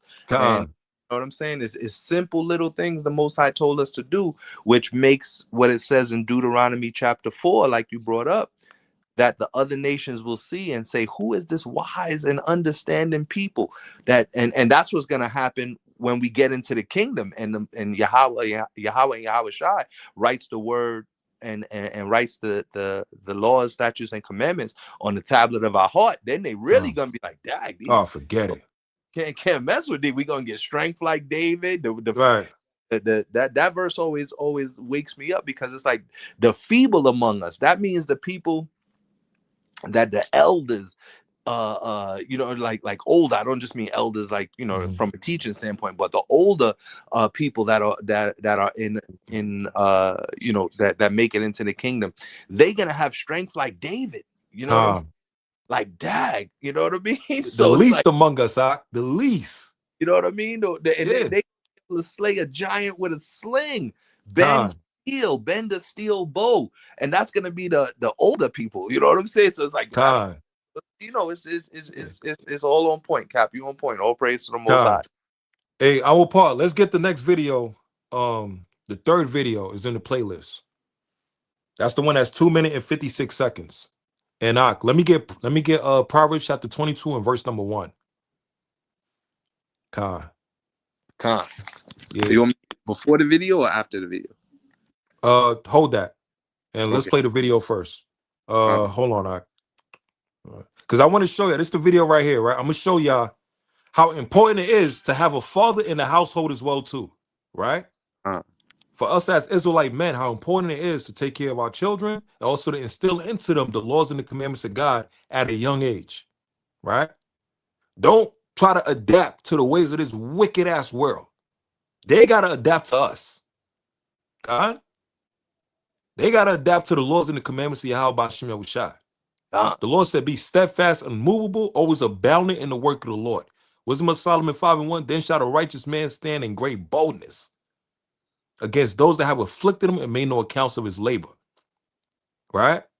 We are keeping the laws and the commandments. We're moving in the spirit of righteousness, humble, integrity, discipline, love, and compassion, the fruits of the spirit as a nation of Israel. No, hell no. The wicked gonna have to submit to us. God? Con. Right? Yeah, let's play that video, Ak.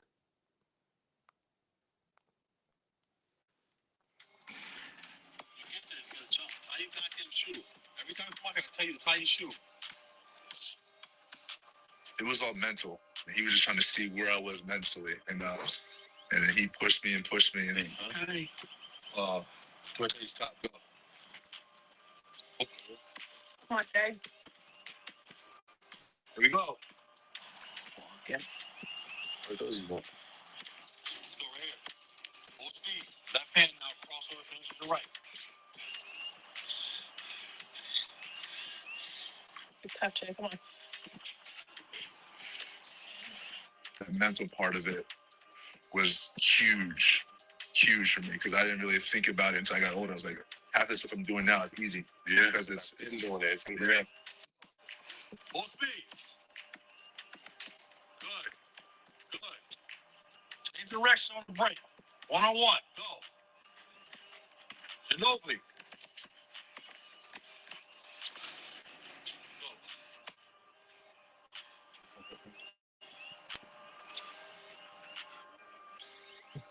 Too small, too slow. He's heard all that. But like I keep saying to people, he's one of 8 people in history of Illinois that win over 100 games in high school.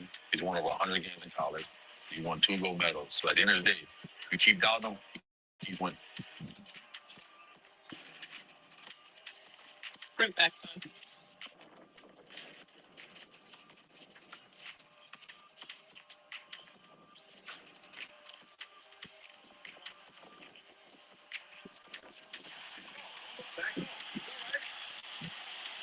Back.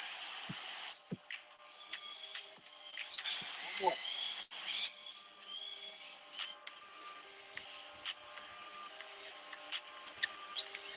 Brunson drives, fouls, shot is up. Jalen Brunson with another answer. Talk about the journey you've been on and how it has reached this point now where you're on the garden floor hearing MVP chants and you're going to the All-Star game. I mean,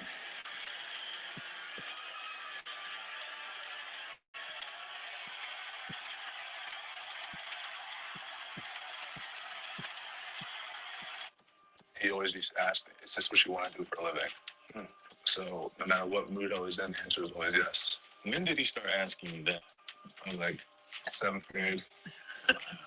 He always used to say, if a teacher gave you a study guide for a test, you'd take the study guide, you prepare, you take the test. Well, I'm the study guide. I have taken the test. You can listen to me or not. God. Let me get Proverbs 22 and verse number 6, Ak. Ak, you see how all of this correlates to the scriptures? With the father training You want him. verse 1 or verse 6? Proverbs 22 and verse number 1, Slakia. But you see how all of this correlates with the verse 6. You see how all this correlates with the scriptures? The father kept engraving in him, right? Like the basics, the mentality, right? From a young age. It wasn't about the physical, about the mental. Push through it. Keep going. When do I stop? When I tell you to stop. That's the Lord. Huh? It's like saying with Yahweh Shem Yahushua. A lot of times you feel like you can't do certain things and you're depressed and you're like, damn, discouraged and all of that. The Lord like, nah, keep going. I got you. He ain't gonna give you too much you can't handle. And a lot of times, remember, Jeremiah 1:5, before I formed thee in the belly, I knew thee, and I ordained thee as a prophet unto the nation. Right? And Jeremiah, as a young child, he didn't know what to do. He was scared. The Lord told him to go and teach to the nation of Israel. He was scared. He's like, I'm small, I'm young. The Lord said, I don't give a damn. I know how I made you. I know how I created you. Right? This part of your purpose. Like the father asked him, what do you want to do? He said he want to do this for the rest of his life. He accomplished his purpose as an NBA basketball player. But remember, this is of the world. This not of the truth. It's not of us who, if we endure unto the end, part of our purpose is as what? To be the people as bringing the people back to the light. Those that's in darkness, back to the light of Yahweh B'Shem Yahushai, and also enduring for the crown in the kingdom of heaven. Khan? And he kept emphasizing mentality. It was about the mentality. Right? Let me get Proverbs 22 and verse number 6. Khan. This is the book of Proverbs, chapter 22 and verse 6. Train up a child in the way he should go, and when he is old, he will not depart from it. And didn't he just say that? I've been doing it so much when I was young, I didn't realize when I got older, it became natural. Khan. You see what I'm saying? It's same as with us. Like the Lord said, train up a child in the way he shall go. Psalm 78 and verse 5, it says what? Teach your children, and they'll teach their children's children the laws and the commandments of God. When they get older, it's going to be like natural. The Sabbath. You got Israelites being born right now in these times. Kids, beautiful kids right now that never ate pork. Khan.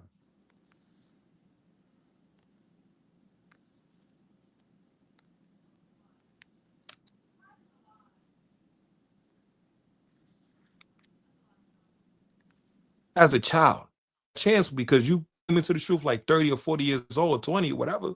But now the Lord gave you a second chance. God?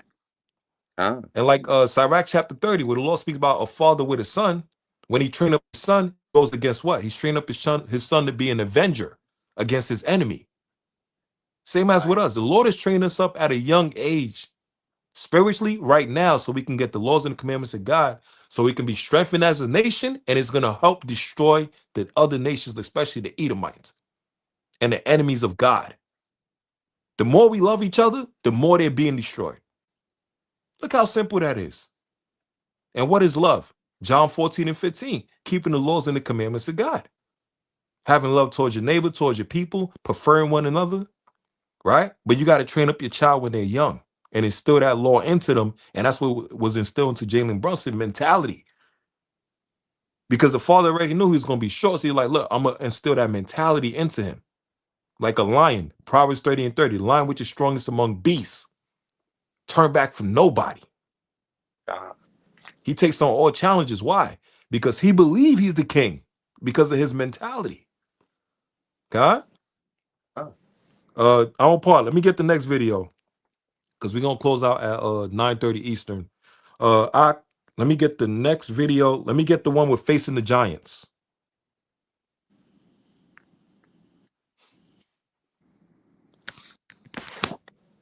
It's not about the size of the dog in the fight, right? Or the size of the lion in the fight. It's about the size of, it's not about the size of the lion in the fight. It's about the size of the fight in the lion, right? You know what I'm saying? Yeah, let me get that. Let me get the next one, facing the giants. This is a good one too as well. That's 5 minutes and 37 seconds.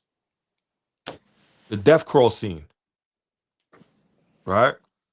So this video is powerful right here. When y'all get a chance to watch it, a lot of us as the nation of Israel, we lack confidence. We have a lot of doubt. We don't believe we could do certain things. And remember, the Lord said in John chapter 15, verse 16, you haven't chosen me, I have chose you. Right? I have brought you out of the world of darkness into this marvelous light to bring forth fruit. I have instilled into you power and strength and the spirit to overcome all things. And we doubt a lot of times when it comes to the Lord because certain circumstance that we're in trials and tribulation. But with that spiritual mental fortitude to keep pushing, enduring into the end, we're going to overcome more things and be consistent and accomplish these things in these times. But we got to have faith and belief in Yahweh Hashem Yahushua. Yeah, you can play that video when you get a chance, King. It's called Facing the Giants. Imagine using your skills. Uh, So, Coach. Come here, Brock. You too, Jeremy. What, am I in trouble now? Not yet. I want to see you do the death crawl again, except I want to see your absolute best. What? What, am I in trouble now? Not yet. I want to see you do the death. uh, I can go to the fifth if nobody. yeah, you can play it, King. Think you Yeah, do. Con, we good, we good. But even if you can, I want you to promise me you're going to do your best. All right. Your best. Okay. You going to do your best. I'm going to give you my best. All right, one more thing. I want you to do it blindfolded. Why? Because I want you giving up at a certain point when you can go further. Get down. Jeremy, get on his back. I get a good tight hold, Jeremy. All right. Yeah, pause that real quick, Doc. Give your knees off the ground, just your hands and feet. Right? So he told him, I want you to give me your best, right? And he said, all right, I'm gonna do my best. He said, okay. He said, I want you to do it blindfolded, though. He like, hold on, wait a minute. Why? Remember, in Hebrews chapter 11, the Lord said we walk by what? We walk by faith, not by sight. Faith is the substance of things that's hoped for, but not seen. God? A lot of times, when you see things with your physical eyes, what happens? You get distracted. You're looking at the height of a person, and you're like, oh, they're mighty physically and all of that stuff like a damn giant. But what happens now? When you close your eyes, you're not looking at the physical, you're thinking about the spiritual. You're too easily distracted by what's in front of you. So what happens? You got to lock in. You got to cancel all the noise, all the distractions, and stay focused. Right? You can play it, King.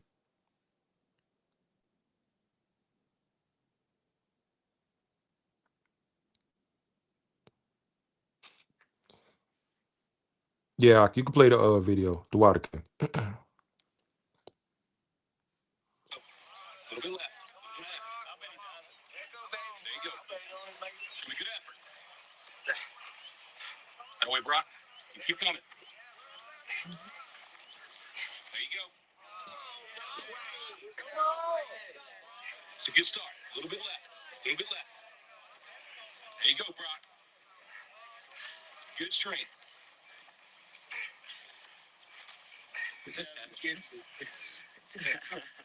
That's it, Brock. That's it. Not the 20 yet. Forget the 20. You give me your best. You keep going. That's it. Now, don't stop, Brock. You got more in you than that. Hey, just rest in a second. You got to keep moving. Let's keep moving. Let's go. Don't quit till you got nothing left. There you go. Keep moving. Keep moving. Keep moving, Brock. That's it. You keep driving. Keep your knees off the ground. Keep driving it. Your very best. Your very best. Your very best. Keep moving, Brock. That's it. That's it. That's it. Keep going. Don't quit on me. Keep going. Keep driving. Keep your knees off the ground. That's it. Your very best. Don't quit on me. Your very best. Keep driving. Keep driving. There you go. There you go. That's it. You keep driving. Keep your knees off the ground. Keep driving it. Don't quit till you got nothing left. Keep moving, Brock. That's it. That's it. That's it.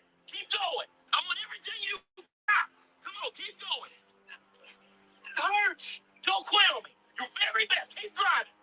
Keep driving. There you go. There you go. He's heavy. I know he's heavy. I'm bad strength. And you negotiate with your body to find more strength, but don't you give up on me, Brock. You keep going. You hear me? You keep going. You're doing good. You keep going. Do not quit on me. You keep going. It hurts. I know it hurts. You keep going. You keep going. It's all hard from here. 30 more steps. You keep going, Brock. Come on. Keep going. Burn. And let it burn. Burn. It's all hard. You keep going, Brock. Come on. Come on. Keep going. You go. And you're back. You're back. Don't stop. Keep going. It's not too hard. You keep going. Come on, Brock. Give me more. Give me more. Keep going. 20 more steps. 20 more. Keep going. Give me a back.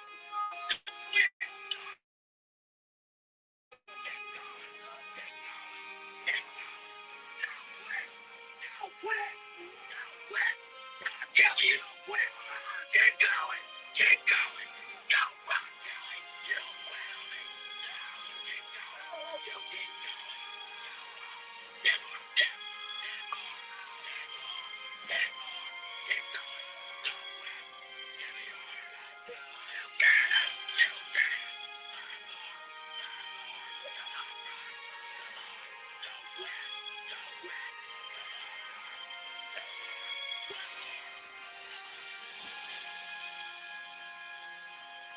Let's go to 50. I don't have any more.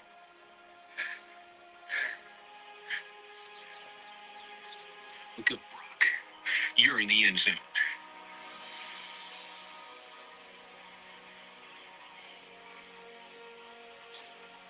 Brock, you are the most influential player on this team. If you walk around defeated, so will they. Don't tell me you can't give me more than what I've been seeing.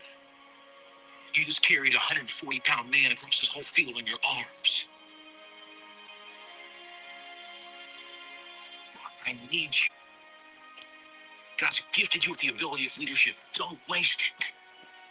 Coach? Can I count on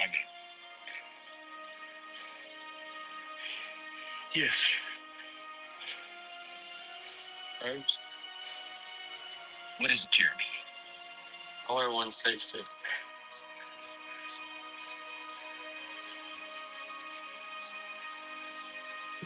Yeah, you can stop that video, Ak.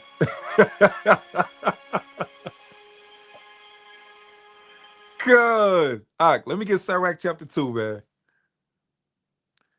You see in this video, he was doubted in the beginning, right? But the coach seen something in him that he didn't see himself. Con? Yeah, Sirach chapter 2 and verse number 2. The coach sees something in the brother that he didn't see him in himself. Same as how the Lord see things in us that we don't see, we don't believe. Right? The Lord gave us all the gifts, all the talents, but we lack confidence. And sometimes you just got to step back and lock in and push out all the distractions. The coach already seen he had the capability, but the guy didn't believe until the coach put him in a position to where he had to bring out everything out of him. Right? He had to show him what he was made of. And he kept pushing. That bear crawl is not easy. We do it in Detroit. Uncle Penuel in Chicago. That joint is not easy. Uncle Penuel make it look easy too. It's crazy. Right? And he bear crawled across the whole entire damn football field. Overextended what he thought he was capable of, and what happened now? When he was about to fall, he's about to give up, the coach kept telling him, hey, keep pushing, keep going. You got more than that. That's like how about Shemya was shy. That's like they speaking to you and telling you to keep pushing, endure. Con, don't quit. Even with people that have in camps and you have leaderships in your camp, they're going to keep pushing you to become better because they know you're capable of it. You can do it. Con? And the mentality that Jalen Brunson pops installed in him, that's the mentality that the Knicks team had, especially this year. No matter what, keep pushing. Keep pushing. Stay focused. Right? Right? Don't worry about that. Stay focused. We can learn a lot from that as the nation of Israel. There's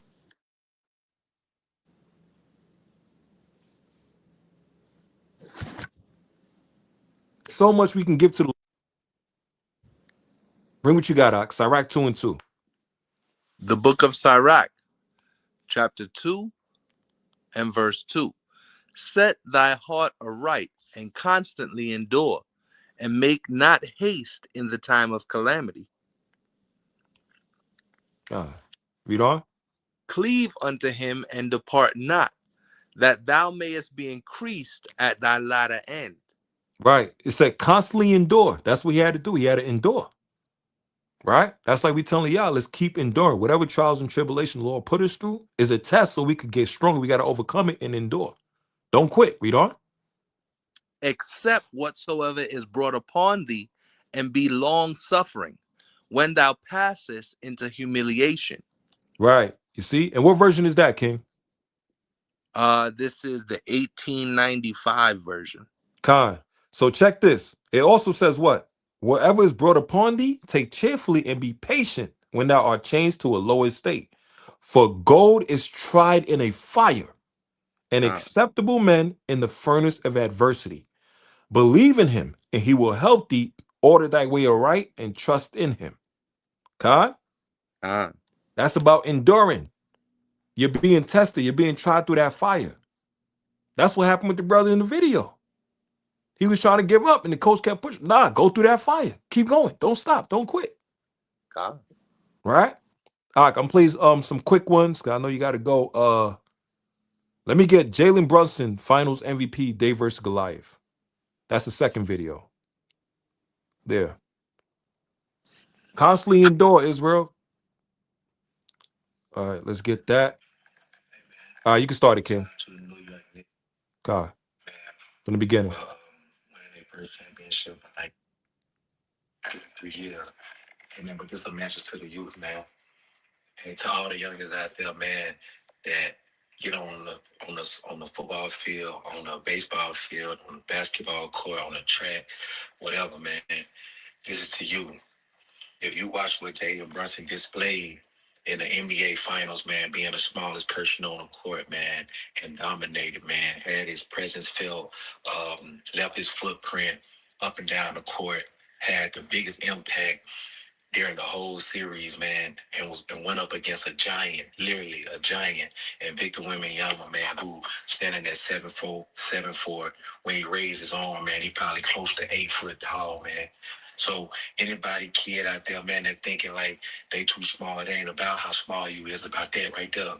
It's about what's inside your chest, your heart, your mentality. And, man, I'm so proud of Jalen Brunson, man, for displaying that in front of the world, man. You know, there's a lot of kids out here who get discouraged and get nervous and get afraid when they get ready to compete, when they see kids bigger than them. It ain't about that. It's about, do you got the mentality? Are you a dog? Do you got want to? Are you tough? Are you resilient?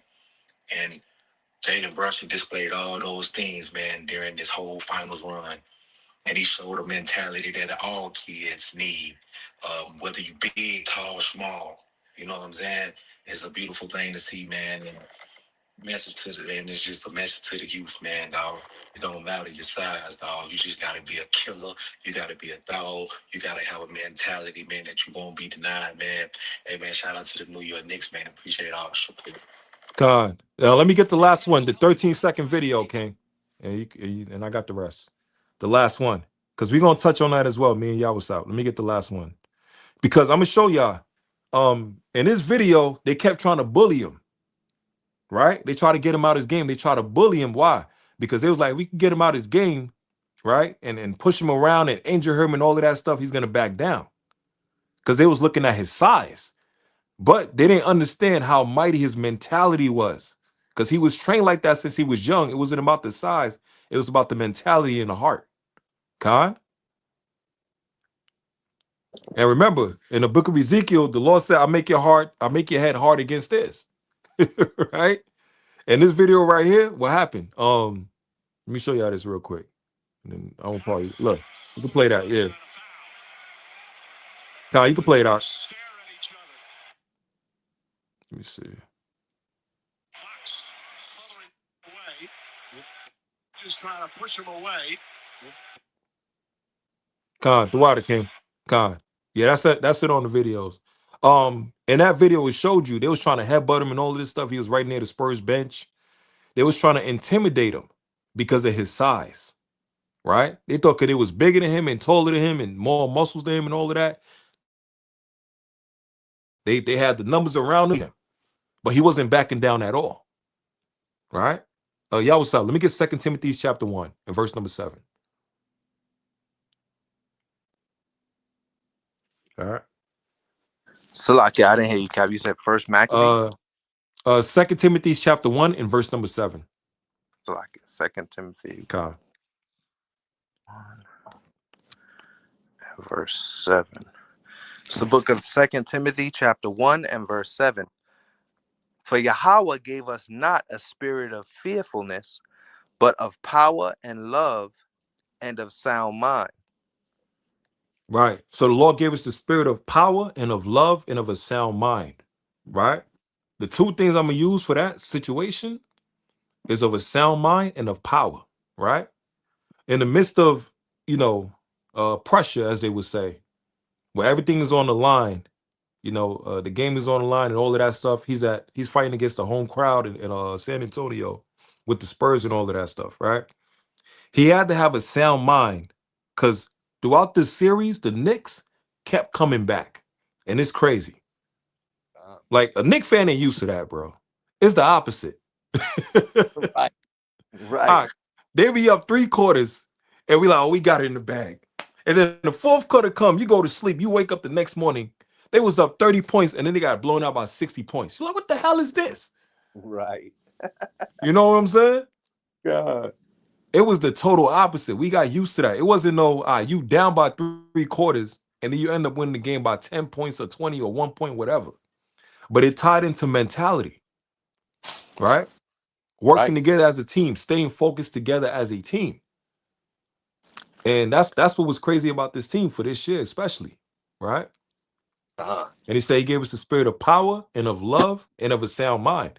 And the thing about this team, like I said, we can learn from more things. The thing about this team is that they have love towards each other and towards one another. Right.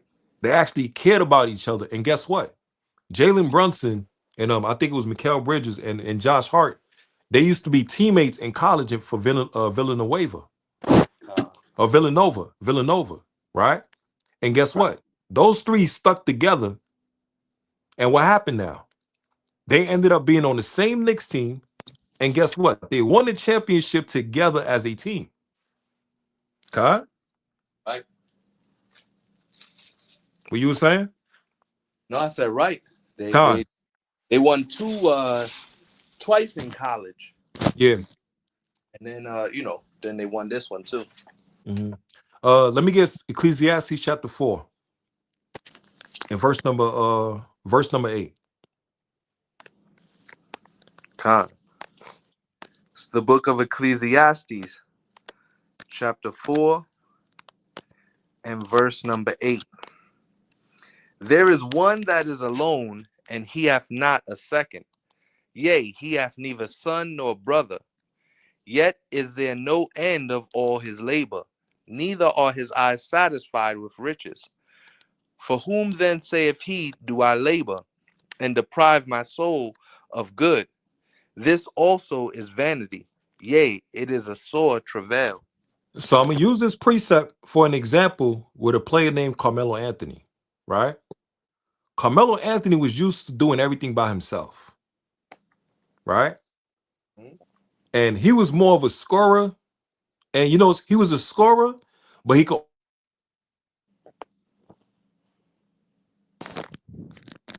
also play. Right. He just like scoring and, big name superstars and all of that. But how Carmelo could play defense? How you think, God? How Carmelo could play defense?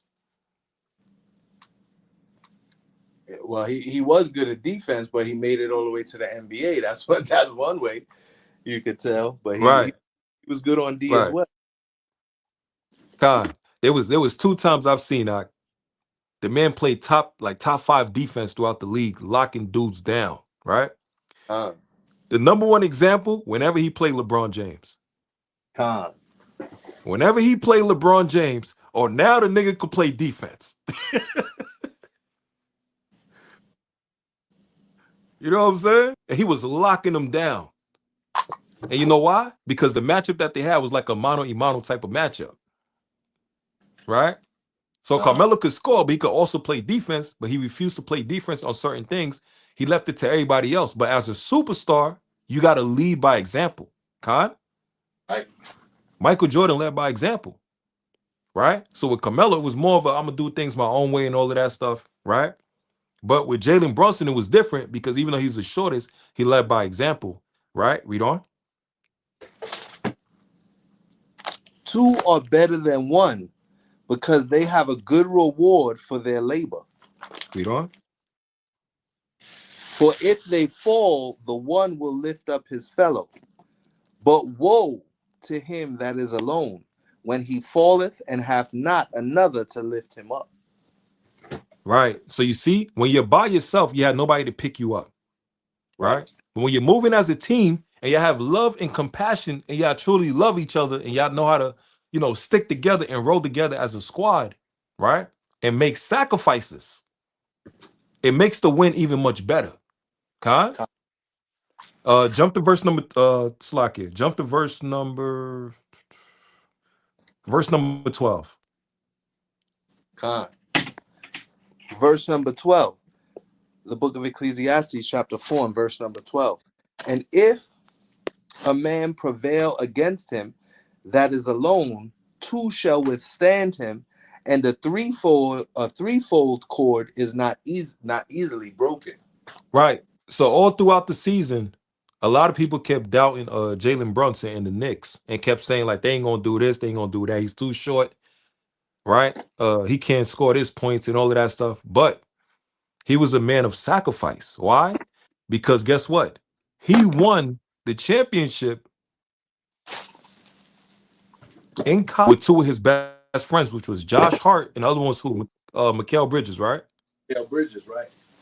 Right. And Villanova. So that was three of them, like the scripture says, a threefold cord can't be broken. Now, what do I mean by sacrifice? Did you know this man literally gave up $100 million to keep the team together? Right. You see what I'm saying? That's like with Israel. Like with Israel as a nation, a lot of times you might think, hey, the grass is always greener on the other side. And you'll leave your respective camp or body or leave whatever you're doing that's growing and increasing. And you go to somebody else. And what happens now? It ain't the same. The spirit is not the same. Right? The love is not there. The compassion is not there. The working together as a team is not there. People are selfish. They're about themselves, narcissistic, prideful, egotistical, right? And example like Carmelo. Carmelo even I had the video showing up later on, but we'll do that next time. Carmelo, it was in a video. They was comparing him with Jalen Brunson, and Jalen Brunson said he gave up $100 million to keep the core, the team together, because they love playing with each other. They love playing together as a team. And they respect each other, right? You know what Carmelo said, Ak? He said, "Nah, I ain't doing that." He said, I'm taking that $100 million. That's true. You see what I'm saying? And that's the difference between an I, there's between an I and a we, right? Where teamwork makes the dream work, and a person that's all for themselves. And that's what us as a nation of Israel, with us working together as a team, we got to learn to sacrifice for the betterment of the body and for the nation. Khan? And he literally gave up $100 million to keep the team together. And what happened? They start to build that camaraderie. They start to trust each other even more. Imagine, Ak, you get to the kingdom of heaven and your friends is there, your best friends, right? And y'all all work together to get there. Your loved ones and your family, everybody got there together. Hey, ain't it gonna be worth it even more? You're gonna appreciate it even more and celebrate even more, right? Then you just get in there by yourself. You know what I'm saying? Look at LeBron. When LeBron won that chip in Miami, it was all right. Part of the reason it was good because he won it with his best friend D Wade. But it wasn't the same as when he won it with the Cavs. Right. You see what I'm saying? It meant more. Right? And that's the same thing with us as a nation. You can go ahead. You want to go and join these other nations and all of that stuff and follow the ways of the heathens and East. All right, go ahead. Go ahead. You want to prosper in this wicked ass kingdom, with your oppressors, but not with your people. I'd rather prosper my people and suffer my people so we could prosper together, like Moses in the book of Hebrews chapter 11. Moses made a sacrifice. Let's get that real quick out. Let's get Hebrews chapter 11, verse number 23. Moses made a sacrifice to suffer with his people because of the glory of the riches that was to come, which was the kingdom. Right? The book of Hebrews, chapter 11 And and verse number 23. verse 23. By faith, Moses, when he was born, was hid 3 months by his parents, because they saw he was a goodly child, and they were not afraid of the king's commandment. Right, read on. And by faith, Moses, when he was grown up, refused to be called the son of Pharaoh's daughter, choosing rather. Salakia. God. Let me get the KJV on it. All right. Yeah, Salakia. No, I was switching back to the KJV because it reads it better. You got it, King. The water. Picking up at verse 25. Choosing rather to suffer affliction with the people of Yahweh than to enjoy the pleasures of sin for a season. You see that? Moses sacrificed to suffer with his people rather than team up and enjoy the ways of Egypt with the Pharaoh and the Egyptians, who wasn't his people. Khan? Read on. Esteeming the reproach of Yahweh Shai greater riches than the treasures of Egypt, for he had respect unto the recompense of the reward. You see? And that's like we saying, we use that with like a sport analogy, and I'm telling you, these times compared to the old times is different, right? Even in sports. Because back in those times, the players would be loyal to their team and to their city, and they would keep enduring and keep playing until they won that championship for their city. God? Now, in these times, everybody's more of a change with this team. I'm going to team up with this guy, that guy, here and there, this and that. But the person that won that chip for their team and for their city, it meant so much more, and it was more loved and respected by their own citizens than the person that was hopping around to other teams. Right? Like, for example, Michael Jordan and LeBron James to this day, one of the things people are always going to argue about it, they're going to say Michael Jordan won all them rings with the Bulls. You know what I'm saying? He was there through the tough times. He kept enduring. Every year, he almost got it. Every year, they had to go through the Pistons. Every year, they kept losing, but it built character and fortitude, right? And once he finally got that first one, once he got over that hump, boy, it was a wrap, man. You know? And it's like with us as the nation of Israel as well, too. It's better we go through these trials and tribulations and the curses that we're going through as a people, as a nation, right? We're going through this and we got to suffer together as a people. We got to go through it. But family, as we endure for the return of Yahweh Shai, we endure in this truth and keep the laws and the commandments, have love and compassion for each other, work together as a team. When the Lord blesses with the kingdom, we're going to love and appreciate it so much more. Right. It's going to be worth so much more. Because we didn't just quit. We didn't just leave out the truth and go back into the world. Right? Right now, everybody's laughing at us in a way. People still waking up to realizing we're the Israelites and all of that stuff. But majority of the world is still laughing at us, disrespecting us. Don't give a crap about us, making mockery of us. Right? But what's happening as we keep staying focused, keep pushing? Truth, the word, the edification. Slowly but surely, our people are starting to wake up, starting to repent, starting to see the wicked. Salakia, Cap.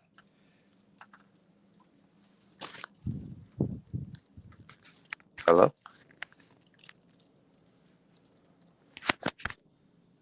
Of this wicked society.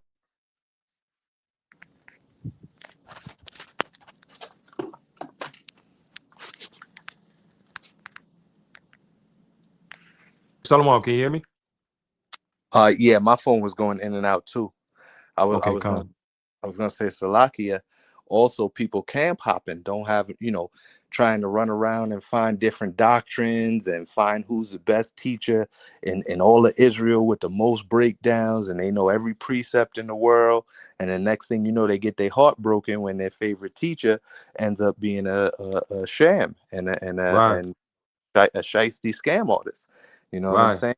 And that's happened multiple times. So we're not even talking about the recent situation with you know, with the different camps.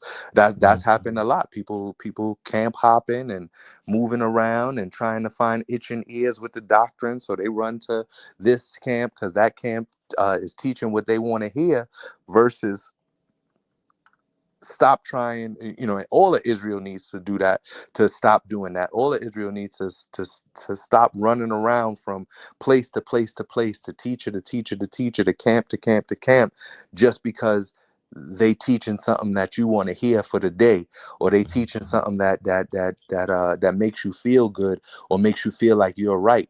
Stick to the truth and stick to what the scriptures say.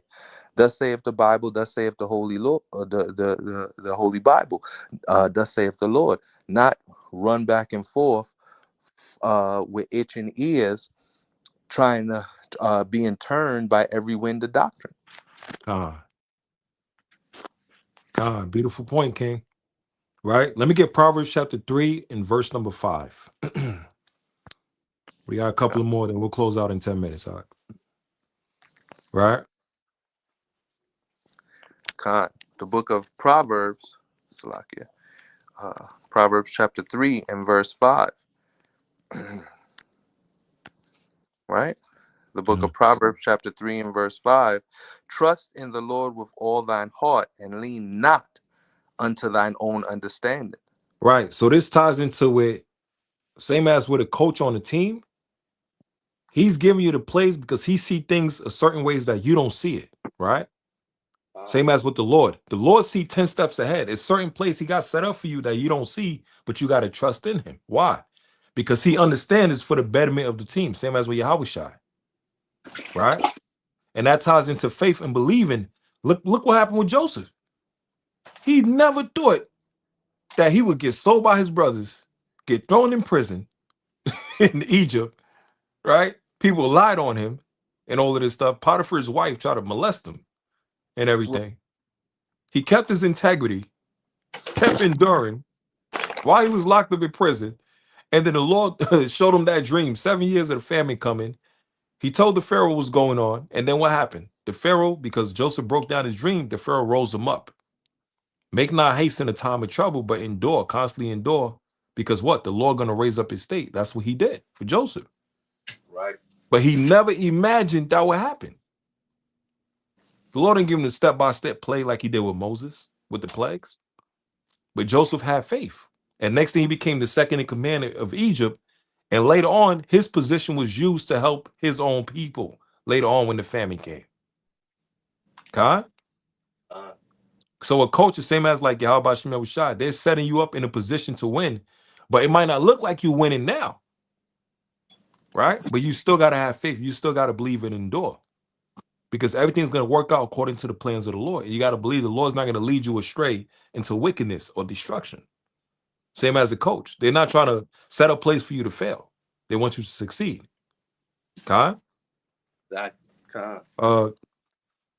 So what you call it? So from that point, what happens now? From a person's mentality, how they deal with certain situations, right? Sacrifice, leadership. Even with the sacrifice, giving up 100 million, right? The riches of this world for the treasures of God, the treasures of heaven, right? Leadership, leadership mentality, not being a hypocrite, but leading by example. Even though he was the shortest on the team, he was their leader and their captain, but he led by example, right? It wasn't about who's the biggest and all of this stuff. Nah, he led by example. That's what we got to do as a nation. God? God. Let me get the next one because I want to show you as well. Throughout this series, people was talking about the David and Goliath analogy. Like y'all brought out earlier. Wembanyama was like 7'8" or whatever. Jalen Brunson like 6 feet or whatever and all of that stuff. So Wembanyama was cocky. The Spurs were cocky. You know what's crazy, y'all? What's up? You know what's crazy, King? This Spurs team was the opposite of all the previous Spurs team. Right. Their mentality. The Spurs is more calm, cool, collected, you know, even kill and all of that stuff. But this Spurs team was like cocky, proud, boastful, right? Right. And the mentality of their best player is the mentality. They wasn't humble at all. The game went beyond a 7 foot. Right. And they came out saying, "Oh, we got the next Frenchman." Right. Right. They wasn't humbled at all. And that's not like the previous Spurs team. And the same thing with the Knicks, because the previous Knicks teams that we've all watched throughout the years, they was boastful, they was cocky, they was proud and all of that. They loved the limelight and all of this stuff. This is the first team I've seen. Everybody kept their head down, stay focused, right? Kept to themselves. It wasn't no HOI, disrespect to other teams, whatever, this and that. They all came together as a team and they kept to themselves and they kept humble. Right. And they get that mentality from who? From their leader. And funny, we could talk about that even with us personally, testimony HOI. You already know when it comes to Elder Zabak, he don't deal with all the folly and all of that stuff with the nation. You know what I'm saying? Right. Mind his business, stay humble, keep his head down, keep the work going, staying consistent. And we as a people, that mentality he has, the mentality that we keep and try to project amongst our people throughout the brothers and sisters of the nation of Israel. Stay humble, stay diligent, stay consistent. Instead of coming at our people with hate, try to come at them with compassionate mercy and love. Even if they hate your damn guts. Like with David. When he came at Saul, Saul tried to kill him multiple times. David came at him with mercy and compassion. And the Lord told Saul, I'm going to raise up a man that's 10 times better than you. Right. You know what I'm saying? Mm-hmm. And that ties in with this series. It was a David and Goliath type of series as well. Right? And with the Knicks, they went back to that old school mentality. Work hard, work as a team, endure. Fight for everything. That was the mentality. That's what we got to have as a nation of Israel. We got to be a people that endure until the end. Let me get 1 Samuel, King. 16. Let me see. Because I want to go back to it with David and Goliath. Matter of fact, let's jump to 1 Samuel 17. Let's go to that one. Let's go straight to the point. All right. So let's go to 1 Samuel 17 and let's go to verse number 23. The book of 1 Samuel, chapter 17, and verse 23. And it reads, And as he talked with them, behold, there came up the champion, the Philistine of Gath, Goliath by name, out of the armies of the Philistines, and spake according to the same words. And David heard them. And all the men of Israel, when they saw the man, fled from him, and were sore afraid. And the men of Israel said, Have ye seen this man that is come up? God. Surely to defy Israel is he come up, and it shall be, and that the man who killeth him, the king, will enrich him with great riches, and will give him his daughter, and make his father's house free in Israel. And David spake to the men that stood by him, saying, What shall be done to the man that killeth this Philistine, and taketh away the reproach from Israel? Oh, and take away the what? And take away the reproach from Israel. Ain't that what happened with the Knicks? The reproach on us? The shame that was on us? To where brothers they even want to mention they were Knicks fans. You know what I'm saying? Mm-hmm. And it was like, damn, who the hell you seen this nigga? You seen Goliath? Who gonna beat that? Right. That's like you playing against a superstar team, an all-star team. Like who gonna beat that, man? You know what I'm saying? And everybody was scared. Saul was scared. The spirit of fear was on Saul. The Lord wasn't dealing with him no more. Right. And same thing with Wemby. Everybody looked at him as a new up and coming, the face of the league. Oh man, this is his era now. Right. You know what I'm saying? I don't know. I don't know if you ever seen it. They have a series on Amazon. You know, they whitewashed it and everything like House of that. David is fire. Yeah, It's that fire. scene where which we reading, because we reading that one scene that was in the movie or whatever, and that joint was mighty, man. Even though they whitewashed everything, and you know, you got to look Nah, it's sometimes. fire.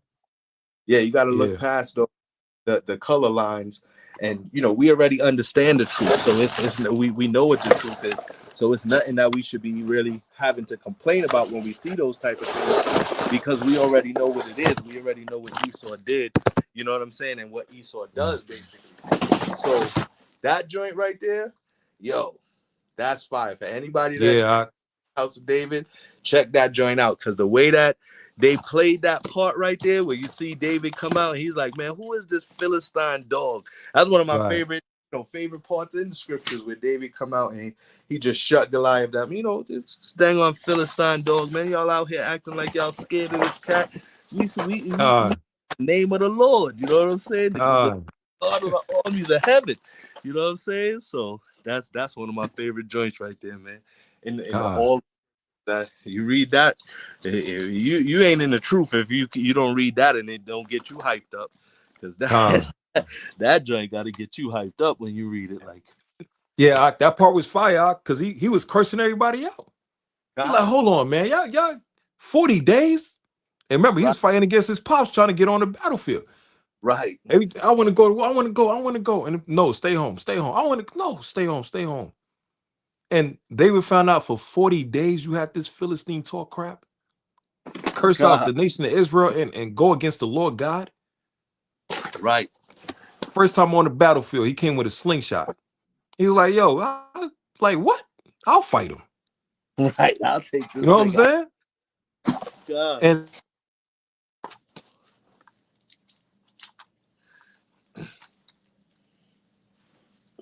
And that's why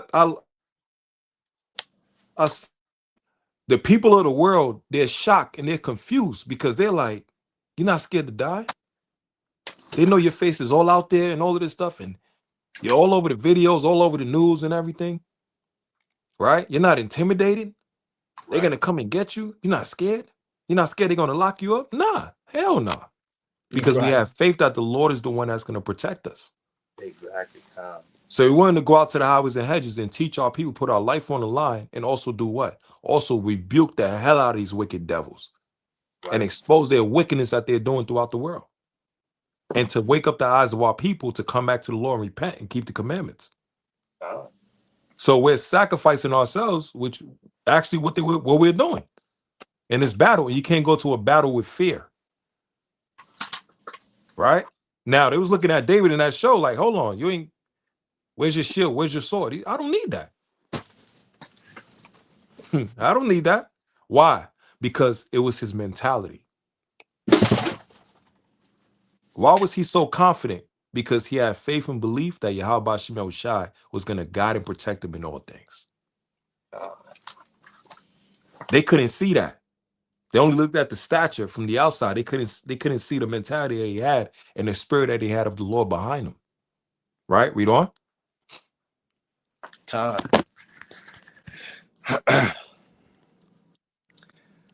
For who is the uncircumcised Philistine that should defy the armies of the living God? See that? So he's willing to take on that challenge. Same as with this team. They was fighting against the Spurs, and they were like, yo, they wasn't talking crap. They wasn't boasting. Right? They was like, nah, we gonna do our thing. You know what I'm saying? They gonna let the action speak. Right? But they was willing to take on that challenge. You know, and plus it was worth more to them, because what? They haven't won a chip in 53 years. Right. City in the damn drought. Everybody depressed. In New York, what's the attitude of the people in New York right now? Yo, everybody is on level 10 right now. We defeated the last boss. And we done won the game. You know what I'm saying? Yeah. Straight up, everybody. You know what I'm saying? Mm-hmm. Yeah. Let's get verse number 33. 1 Samuel 17 and 33. Khan, the book of 1 Samuel, chapter 17 and verse 33. And Saul said to David, thou art not able to go against this Philistine to fight with him, for thou art but a youth, and he a man of war from his youth. Hey, didn't they say that about Brunson and the Knicks? You ain't gonna win. Right. You ain't got no chance. Hell no. This dude's 7 feet. 7'4". Right. Doing windmill dunk standing. Khan. You ain't got a chance. He's the face of the league. Same as how they look at us. Everybody look at us as nation of Israel. Yeah, we ain't got a chance in hell against these Edomites, these devils. They got all the power. Right. They got the missiles, they got the rockets, they got the tanks. Right? They got AI, they got everything on their side. They got all the power, all the weaponry. Right? Read on.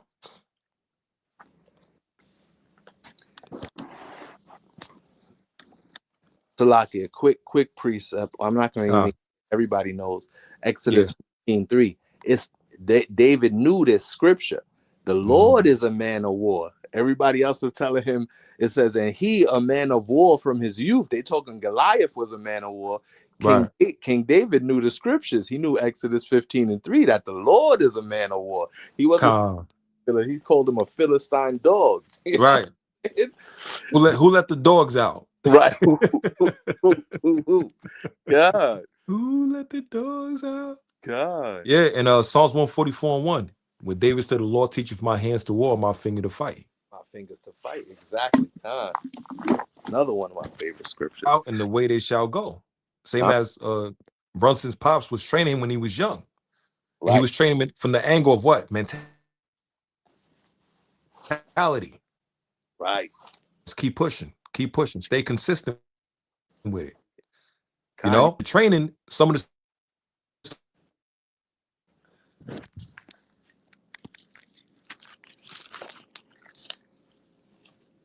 stuff is behind the scenes that people don't see. So all the times you gotta, you know,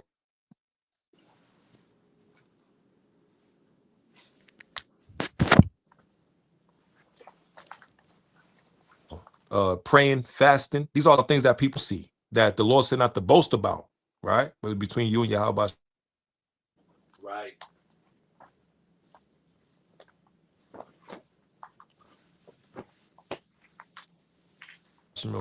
Read on. Verse 34. And David said unto Saul, thy servant kept his father's sheep, and there came a lion and a bear and took a lamb out of the flock. And I went out after him and smote him and delivered it out of his mouth. And when he arose against me, I caught him by his beard and smote him and slew him. Oh, read on. Thy servant slew both the lion and the bear, and this uncircumcised Philistine shall be as one of them, seeing he hath defied the armies of the living God Yahweh. So you see how cold the Lord is? The mentality of David was, I'm going to win this battle. Why? Because of the previous battles, I was always a winner throughout my life. The Lord always made sure I was good. The Lord was fighting for me throughout these times. God? He went back to the days of old. Right. Look back to the times with our people. How many times the Lord delivered you, brothers and sisters, out of certain situations? And then you get jacked up and then you start to forget.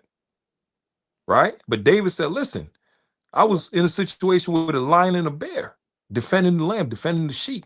And the Lord gave me the strength to destroy them and to overcome them. Same as with Brunson. Literally angle, every level, aspect, and all of that stuff. So he had that championship mentality. But you would never know it because you look at the stature. Okay? And that also symbolized Israel. We're a nation of winners, but we lack confidence in these times. We forget who we were.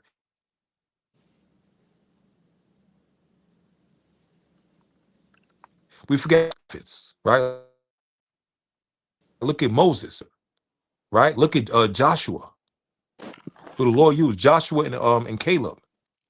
right? To destroy the 5 different nations in war. Right. Right? Brought us into the land. Look at all the judges in the book of Judges. Samson, Jehu, right? That was in Kings. Elihu, the left-handed Benjamite. Right? Every time we was backed against the wall, the Lord raised up a judge to defend us and to deliver us out of captivity. Even in First Maccabees, where Mattathias told his sons, remember your forefathers in those times. How the Lord didn't forget them. And he strengthened them, like our forefather Noah, who the Lord saved out of everybody, saved him and his family, and destroyed them with the flood, the rest of the world, because of their wickedness, right?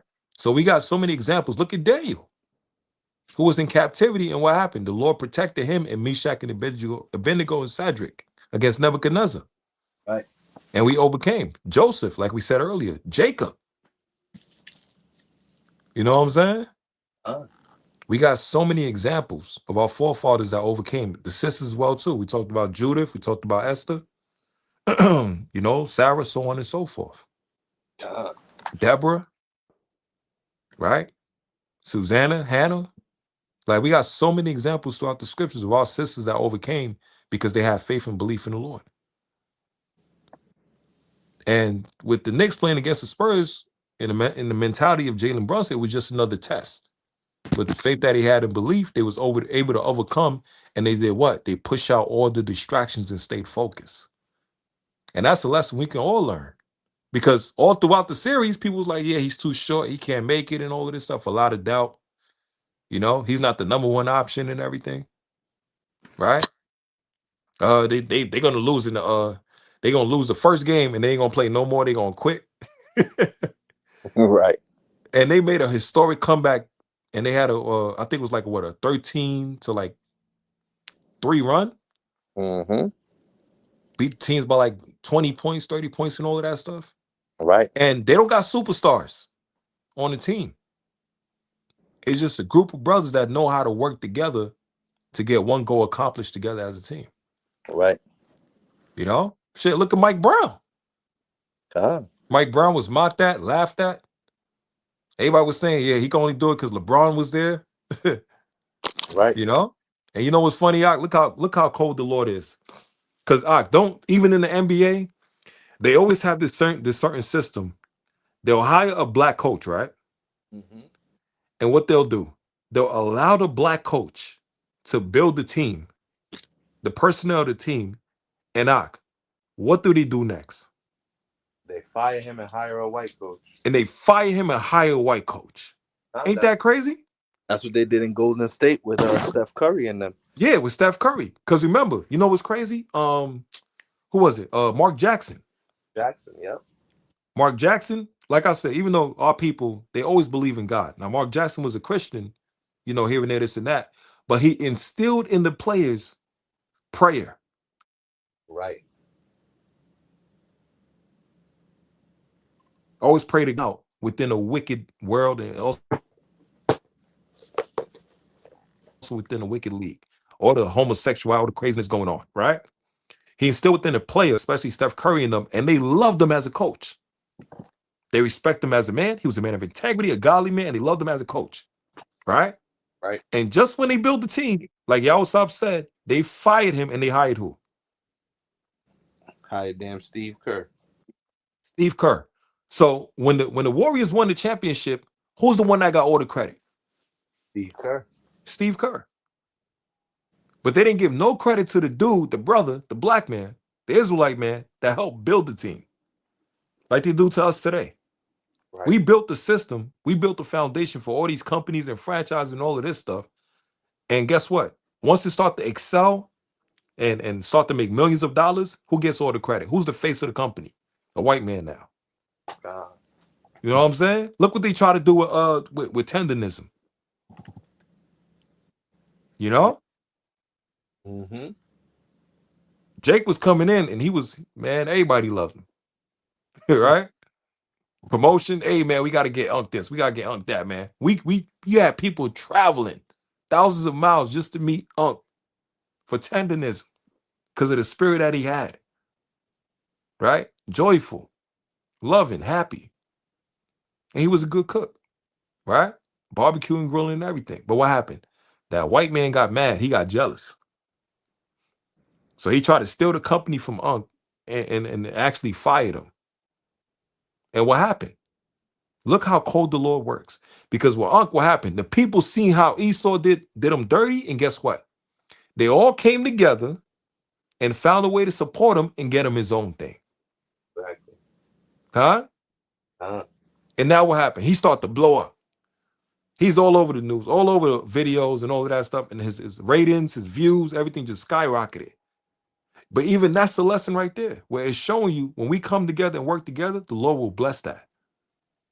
That's what the Lord wants us to do as a people, as a nation. And that's in a worldly aspect. So imagine in the spiritual truth. Huh? Anything you want to say, Ak? No, Khan. Mighty beautiful lesson. Mighty lesson, Cap. Khan. All praises. All praises, King. Praise Yahweh Shem Yahushai. So now, with them working together as a team, making a sacrifice.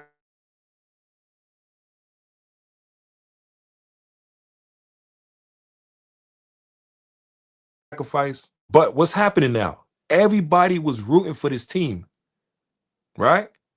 And why? Because they had an underdog story. Khan? They had an underdog story. People was doubting them, looking over them, and all of this stuff. And that's the same with us as the nation of Israel. As more and more people start to find out we're the Israelites, they start to wake up. More and more people the Lord going to have on our side, and they're going to start to cheer us on, start to push us on to keep going, keep going. But first, they'll have doubt in the beginning. Same as the video I showed y'all with the dude Brock. The coach was telling him, hey, you got this. And the rest of his teammates didn't believe. And he didn't have faith. He didn't have confidence, and he didn't believe until he was pushed. Coach kept pushing him. And he was thinking that he was carrying a man that was 140 pounds. Across the football field, it was a man that was 160 pounds. So 20 more pounds extra added to show you, same as with symbology. I was speaking with Nadeeb earlier, like with the symbology of us in the weight of the world that's on us, right? And we trying to carry this weight. We're trying to carry, our families, those that doubt us, those that hate us, right? Circumstances, jobs, finances, all of this stuff, while walking a narrow path and trying to endure and trying to be of a sound mind and sound judgment in these times. And it's tough because we got wickedness all around us, right? But us staying focused as a people and following the ways of Yahweh Shem Yahushai, he's the one that's leading us and guiding us. That's why the coach was telling him, yeah, I'm going to give you the flag on your face to blindfold you. It's basically to keep you focused. It's like a horse's bridle, to keep them focused. That's how we got to be as a people. Stay focused. Keep your eyes on the prize. And what is that prize? The kingdom of heaven. But we got to work for it. We got to work towards it. Khan? Yeah, y'all what's up? If you're still there, let me know. Because I got 2 more precepts. Khan, I'm here. I just went on mute. Okay, Khan. Let me see. Because we talked about with Brunson, with leadership, sacrifice, underdog story, David and Goliath, right? Enduring. If I read the rest of 1 Samuel 17, David, he knocked Goliath with the slingshot, bust him right in the head, right? That's like when with Brunson shot a 3-pointer right in front of Wemby's face. Right. And Wemby tried to foul him, and he a dirty player. He tried to injure him too. Yep. You know what I'm saying? Mm-hmm. He tried to injure him the whole series. Yeah. And he shot the dagger right in his face for that 3-pointer, and they kept coming back nonstop.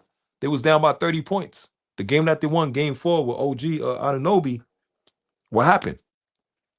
They made that comeback, and he won the game, I think, like 1 or 2 points. And he kept going. He kept pushing, played on defense, blocked the ball, played back on offense, right? He had the game-winning tip. And the whole city kept going. It was going crazy. Like, everybody was celebrating. Have you ever seen New York City this united? Not definitely not. They even brought the tribe of Ephraim and the tribe of Simeon together. They had God, the Dominican come together. right. They jokes about it, like, oh snap, this is, so it brought the city together in a lot of different ways. People went a little crazy. They definitely went, but that's to be expected when, you get a lot of people hyped up and drunk and, Mhm. high, all kind of stuff like that. They took it a little overboard, but at the same time, you know, they're like with the righteous balance, like you always said, false balance is an abomination. So, it was balanced on both sides. God. And let me get Judges chapter 1. Because like you were saying, because that's important too as well. If people know the dynamics of Simeon and Ephraim in New York, oh my God, Right. they hate each other guts. I mean, they hate each other guts, Ah, right? So for them, for like I was saying, for them to even come together right. and happy and celebrate, like, this joint is crazy, Ah. right? Let me get Judges chapter 1 and verse number 3. The book of Judges, chapter 1 and verse 3. And Judah said unto Simeon his brother, come up with me into my lot, that we may fight against the Canaanites. And I likewise will go with thee into thy lot. Hey, So, look what Brunson and Carl Anthony Towns. right, Carl Anthony Towns is Simeon. God, Right? And what Carl Anthony Towns say? He said, hey, I got your back. You know what I'm saying? God, We're gonna go to war together. I got your back. That's Northern Southern Kingdom. We gonna war together against these nations. I got your back. That's God, teamwork. Okay? God, And like you were saying earlier, with Simeon and Ephraim working together, like if people know the dynamics in New York, that's a miracle. exactly. That's a damn miracle. God, Because when I was growing up in high school in Fordham High School, every time at lunch you had the DDPs, you had the Latin Kings sitting at different tables, and right, with me, I was able to chill with everybody, so I'll go hang out with everybody and all of that. And after school, they always had them fights. And as soon as we get out of school, the DDPs and the Latin Kings, the DDP Dominicans don't play. The Latin Kings with the Puerto Ricans, they was always fighting after school. They could never get along. And at the time, I was kind of confused. I'm like, what the hell? Y'all both speak Spanish. Like, what the hell is this? I can't even get along. right, You know what I'm saying? But that shows you the curses, like in Deuteronomy chapter 20 and 54. mm-hmm.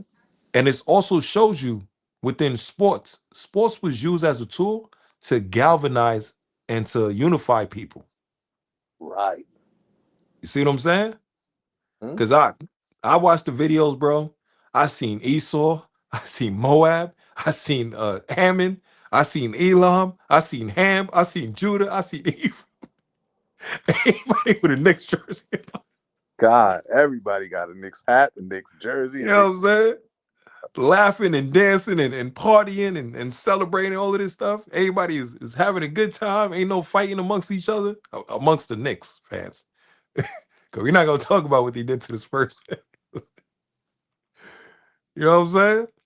right, But like look how cold the Lord is. He's showing you unity with the people, but we as Israelites understand that is not the right way. Because at the end of the day, that's still the world. Huh? God, That is not of the truth. That is not of our people as a nation unifying in righteousness. That is still our people, still of the world. God, And these are things that we can learn from.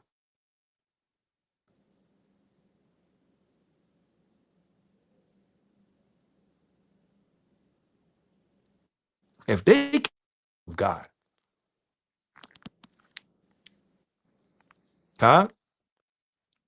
If they God, can unify in ignorance and they go hard, they go, do their training, all of this stuff, wake up 6 a.m. in the morning, working out and this and that, make sure they're on point with their diet, taking care of their body and their temple, or to play a game, or to play a sports game to get that one chip, that trophy. But then what happened? Next year is a whole new season. But when it come to us as the nation of Israel, we get that one chip, that one trophy, the championship, which symbolized the kingdom of heaven, it's a wrap. We ain't got to do nothing else. We make it to the kingdom or we good. Right? All right, let me get 1 Samuel chapter 4 and verse 10. Con. Because I'm gonna speak I want to show you what David in the Ark of the Covenant. 1 Samuel chapter 4 and verse 10. The book of 1 Samuel chapter 4 and verse 10. And it reads, and the Philistines fought, and Israel was smitten, and they fled every man into his tent. And there was a very great slaughter, for there fell of Israel 30,000 footmen. And right, so Slakia, that's the Philistines, right? Hmm? We was fighting against the Philistines, and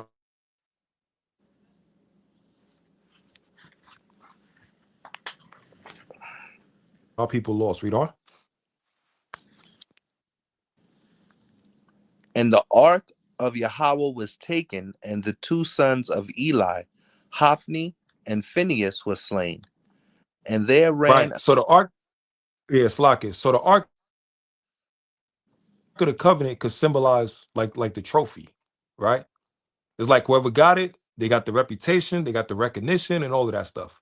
When we had our Ark of the Covenant on the battlefield, we was not losing, right? But the Lord had to bring judgment upon us as a nation during that time because the sins that we committed as a people, right? So now what happened? Later on, it speds up. Let me get 1 Samuel chapter 5.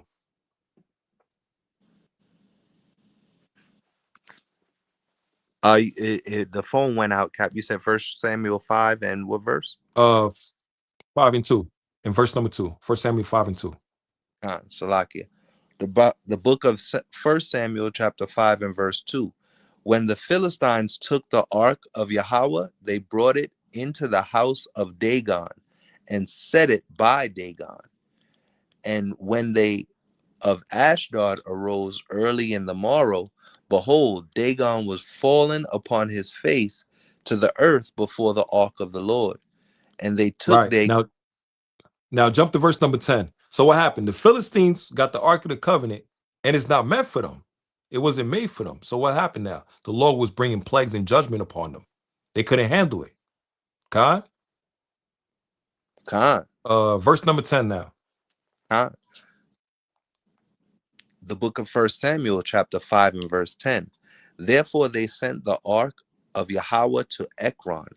And it came to pass, as the ark of Yahweh came to Ekron, that the Ekronites cried out, saying, they have brought about the ark of the God of Israel to us, to slay us and our people.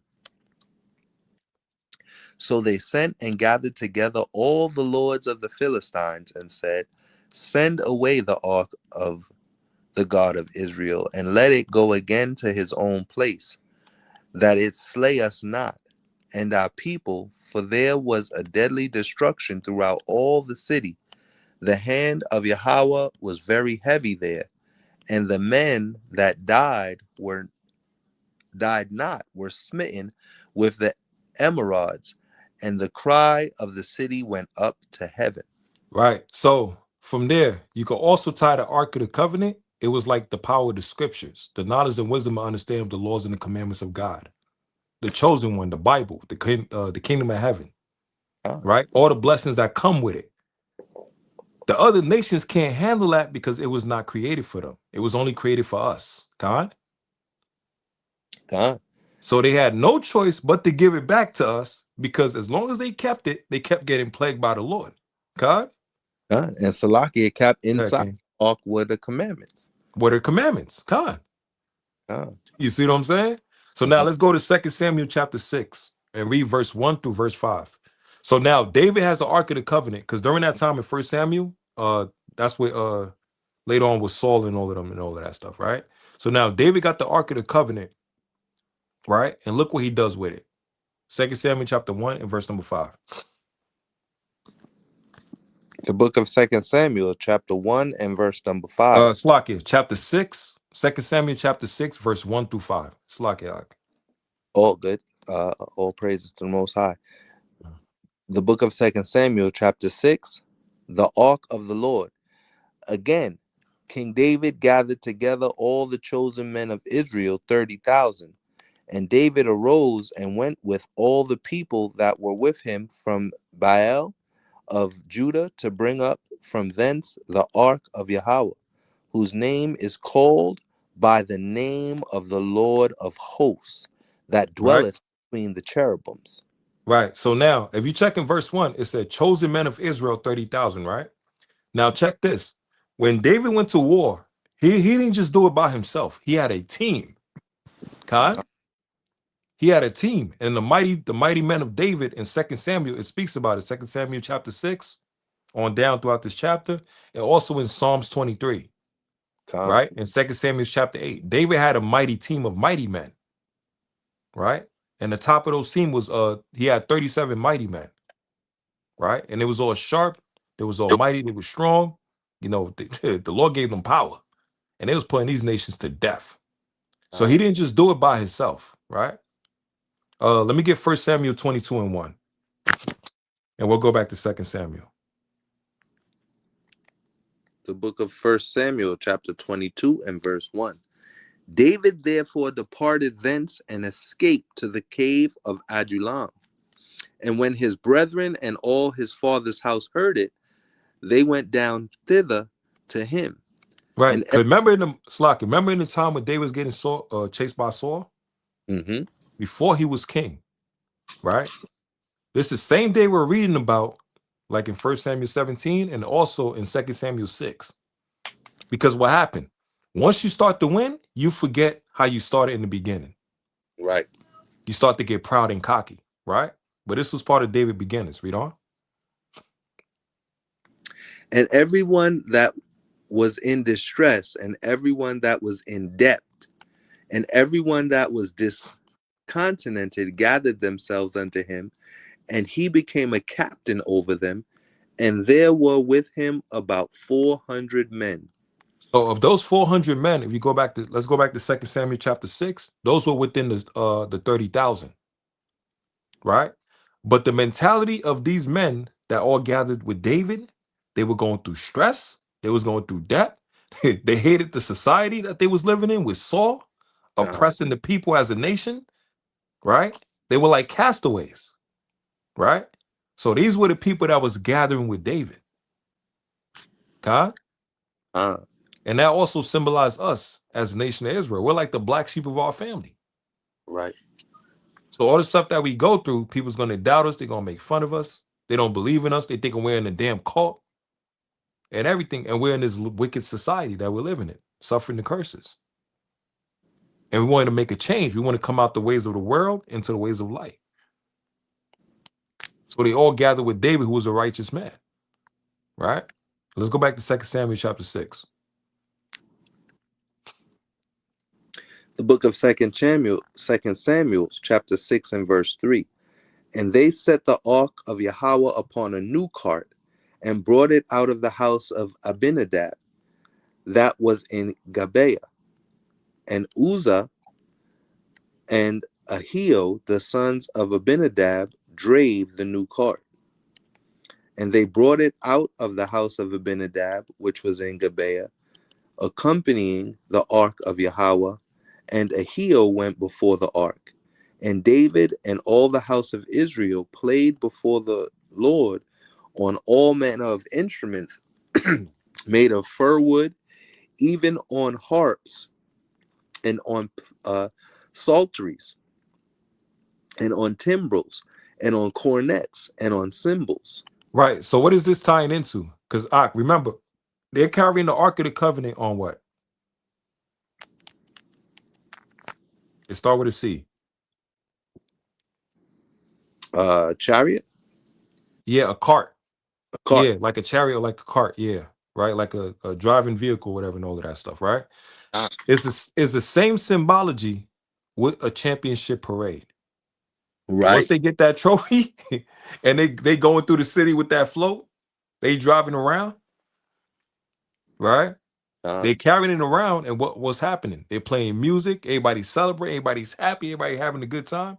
That was the same thing that was going on with David and the Israelites in that time. Once they got back the Ark of the Covenant, they was parading it all throughout the city. It's like a team that won the championship, and they come back to their city and they're being celebrated, for the parade. Right? Now jump to verse number 14.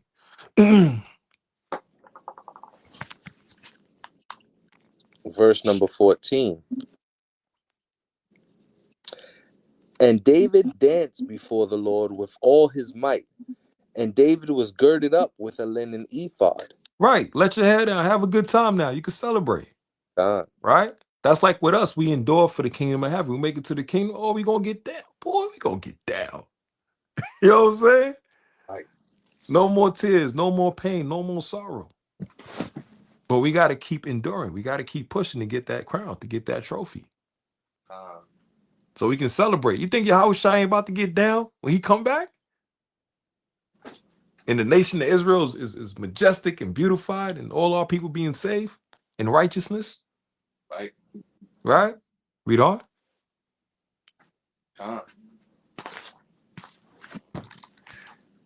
David was girded with a linen ephod. So David and all the house of Israel brought up the ark of the Lord with shouting and with the sound of a trumpet. And as the ark of the Lord came into the city of David, Michal, Saul's daughter, looked through a window and saw King David leaping and dancing before the Lord. And she despised him in her heart. So look, while you happy and celebrating, there's going to be people that's still going to hate you, right? Right. Yo, there's people that's still going to curse you out, throw curses on you, and then try to kill you or something. Right. When you in a joyful moment, right? All Israel was celebrating the Ark of the Covenant being returned back to the city. It was like their championship parade. And the righteousness for the Lord, but they won their battles through the Lord, through Yahweh Hashem Yahushai. They was fighting for the nation of Israel in righteousness against these other nations. And now it's time for them to celebrate. Read on. And they brought in the ark of the Lord and set it in his place in the midst of the tabernacle that David had pitched for it. And David offered burnt offerings and peace offerings before Yahweh. And as soon as David had made an end of offering burnt offerings and peace offerings, he blessed the people in the name of the Lord of hosts.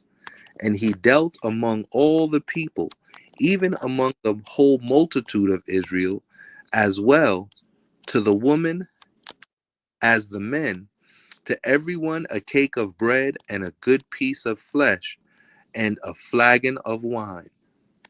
So all the people departed, everyone to his house. Right. So that's Israel celebrating the return of the Ark of the Covenant. They had a parade. They literally had a parade. And David is celebrating with everybody.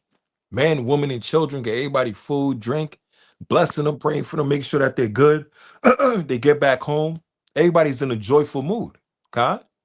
And so imagine that with us as Israelites.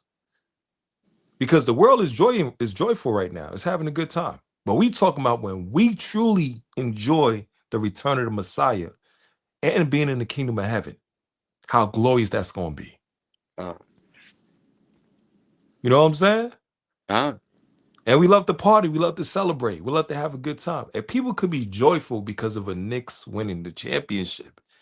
Imagine if we get that crown of life, bro. All the doubts. Go ahead, King. Imagine when we just get on the chariots. Like, oh, man. We even get the crown of life. We just you know what I'm saying? Like, oh, man.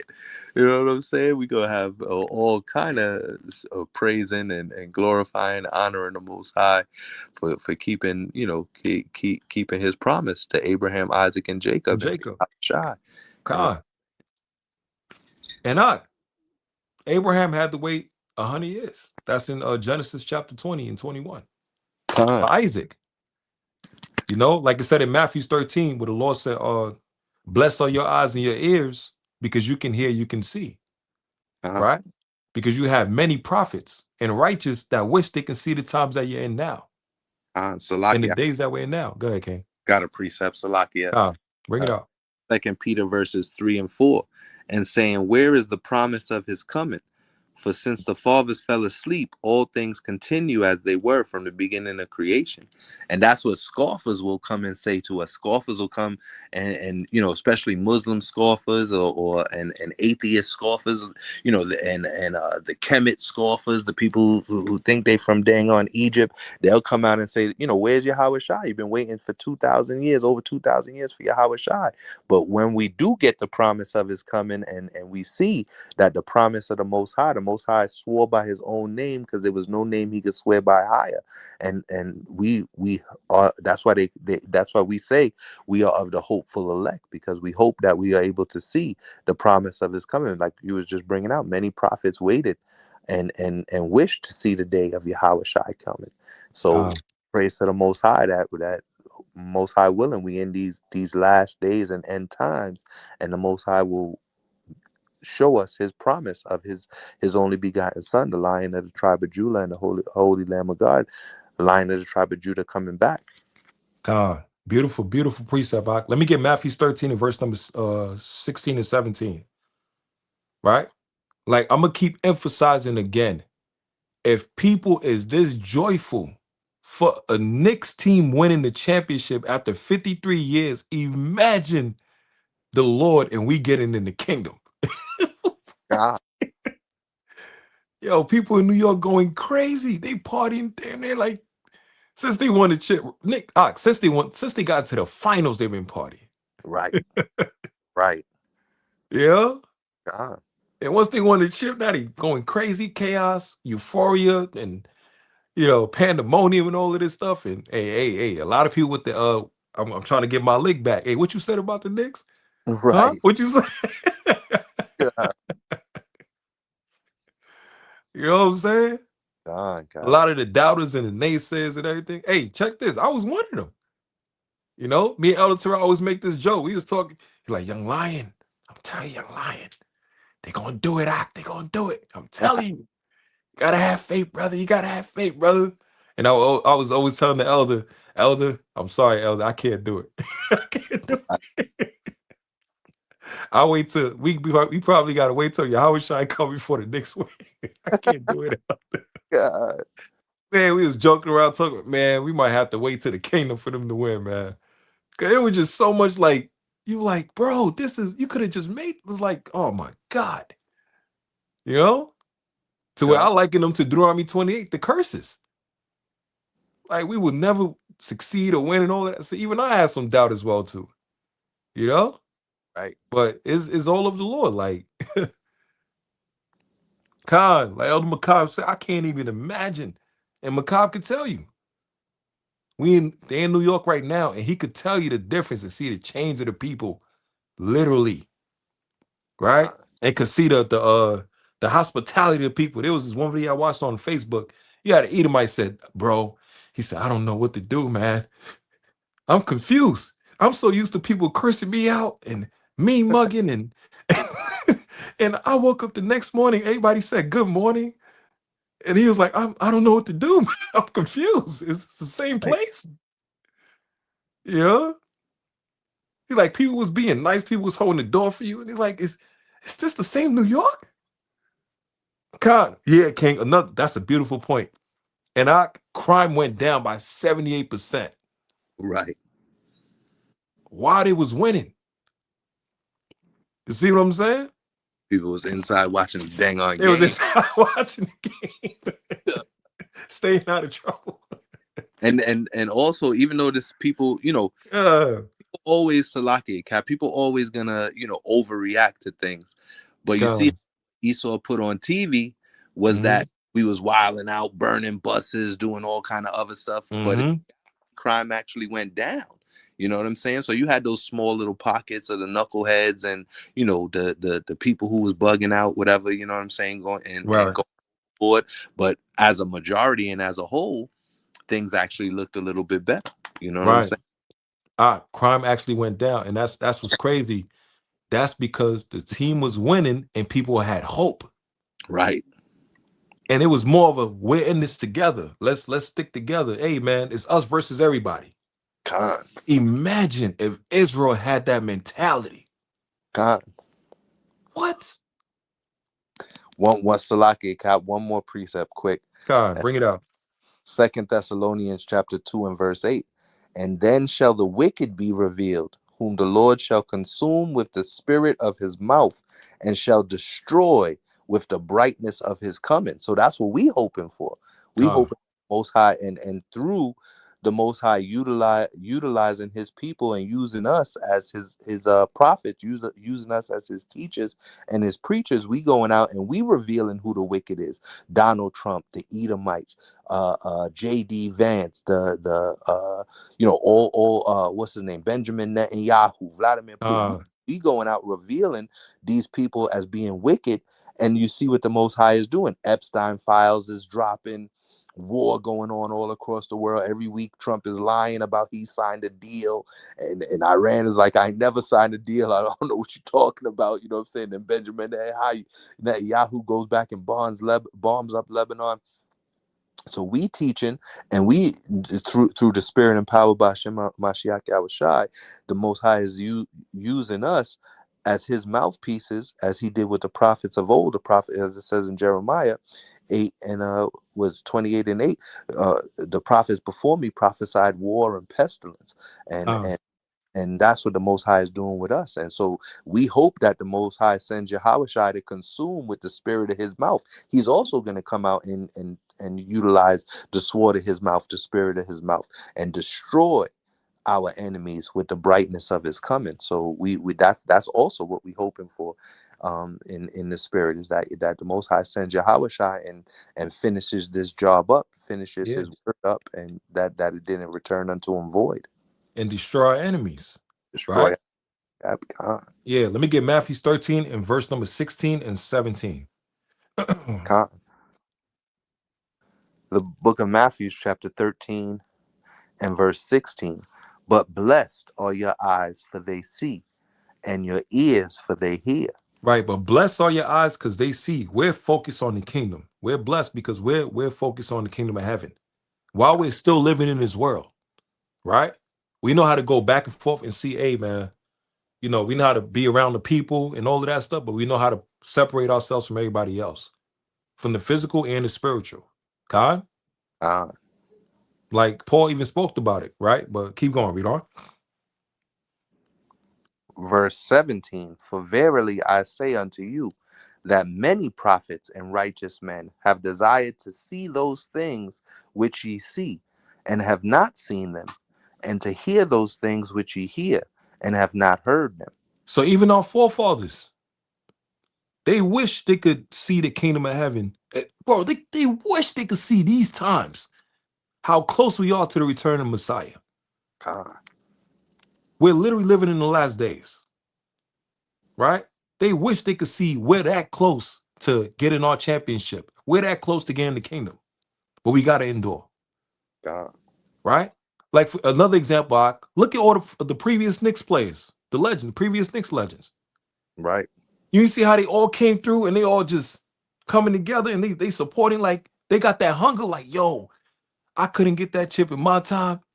This the best team I've ever seen that got the best chance of getting it. Right. You see what I'm saying? And that symbolized like us. Like our parents, our family, in their ignorance, they don't understand the Lord has put us in a different path. Right. To walk for the kingdom of heaven. Those that have lost their lives in this truth, those that have lost their lives in the world. Loved ones that we have lost. You don't think they not rooting for you to make it, to endure? Right? To take away that reproach that's on the family, the curses we suffered as a people, as your family members and all of that stuff. You don't think they want to root for you to endure, to get that kingdom? God? And cheering for you?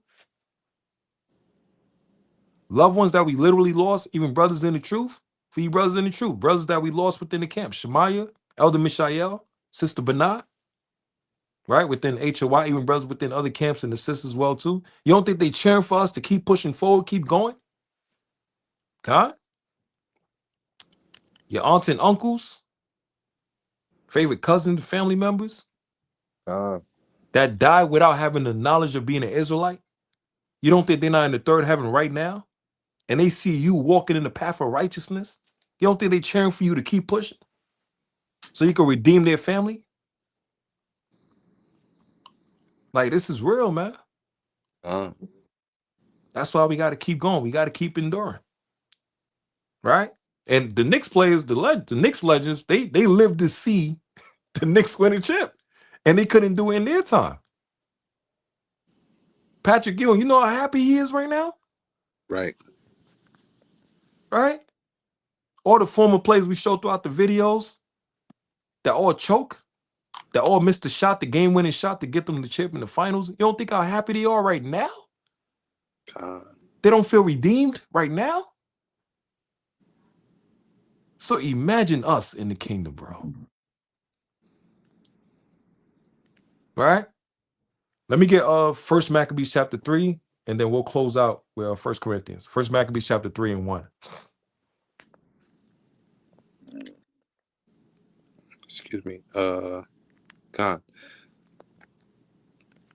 The book of First Maccabees chapter 3 and verse 1. And his son Judas, who was called Maccabeus, rose up in his stead, and all his brethren helped him. And so did all they that clave unto his father, and they fought with gladness the battle of Israel. You see? And that's what I was talking about with this team. They moved together as a team. Huh? It was a team effort. And they loved to play for the city, the Knicks and all of that stuff. And they loved the fans and all of that. But they loved each other. They moved together as a team. They wanted to see each other succeed and win.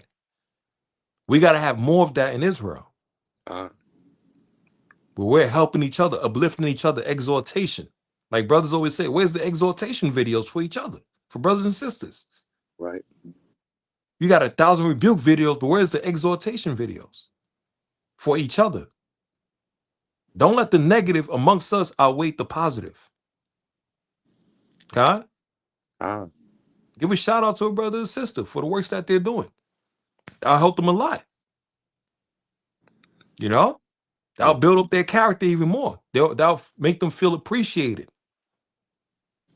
You know? And we got to be that example. We got to lead by example. We ain't got to be the people that follow the trend. No. We create the trend according to the will of Yahweh Shemel Shai. Read on. And he got his people great glory, and put on a breastplate as a giant, and girt his warlike harness about him, and set battles in array, protecting the army with his sword. You see that? So that's Maccabees. He got himself great glory by putting on the armor. That's like a player putting on their jersey. That jersey represents the team in that city. Con? And then they got their name on their back, which also represents what? Their family. Right. Same as us with the nation of Israel. The name on the front represents the team and the nation, and the name on the back represents you and your household. You're the head of your household and your family name. Same as with these jerseys. So the Maccabees, they will have Maccabees on their back for the Maccabee family, right? And on the front, it'll be what? Yasharallah, the nation of Israel. That's the team that they'll fight for, right? And they're protecting home field, like how we supposed to be doing as the people. And defending our people as the nation of Israel, like David defended the lambs against the lions and the bears.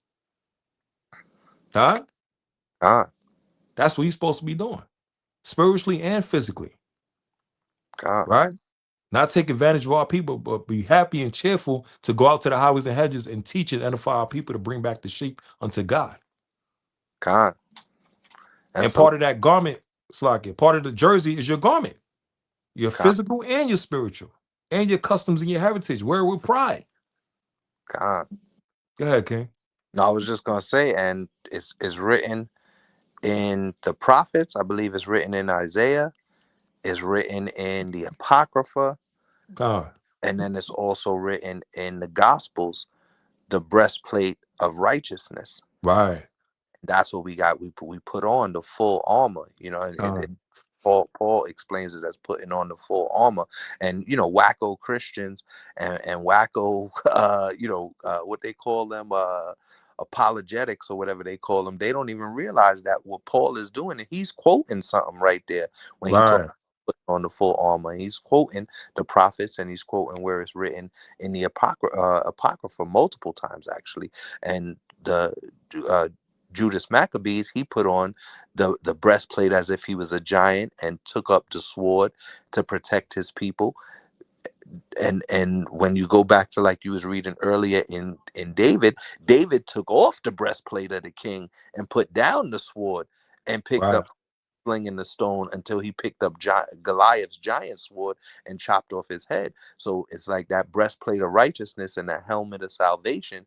Those is the that's why it says our and the sword of the spirit is the weapons that we use, that the Most High gave us to go out and use to protect our people, to show our people their transgressions, to wake up the elect, and to wake up our brothers and our sisters, and get us on the right track to living by the laws, statutes, and commandments of Yahweh.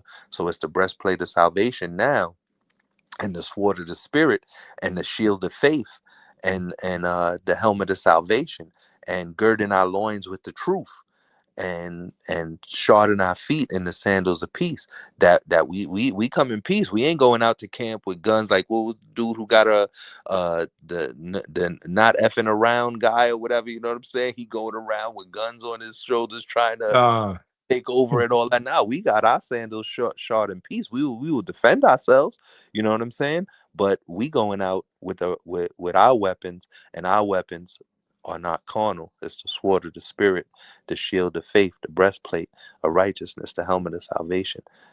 I yield. Sorry, God, beautiful point, King. Khan, beautiful point, beautiful addition as well too. You know, and great interpretation, because that's literally what it is too. And quick thing with David dropped down the physical weapon, even though he had the slingshot. But remember, with the slingshot, it's like a modern day gun or whatever. The warriors during those times, they had sword and shield. So the Lord came at Goliath with something he never expected. Right. See what I'm saying? It was a weapon he never expected. Long distance, and it was that them stones, and it was smooth, and David had strength and power to cock back. It's like a gun, right? And it was a quick shot. It was a headshot, right?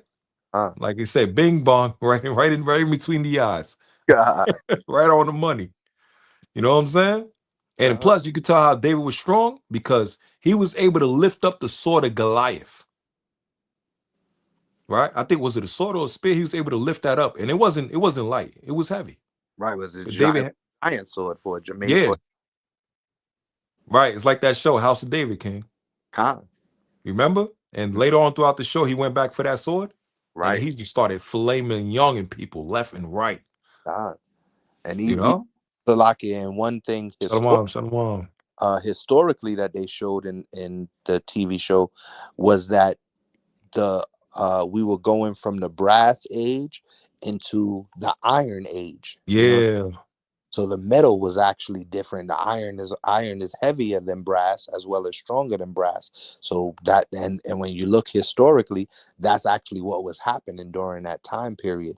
There were armies that used brass, and then there were armies that used the armies that used iron were the ones that, you know, eventually was able to take over.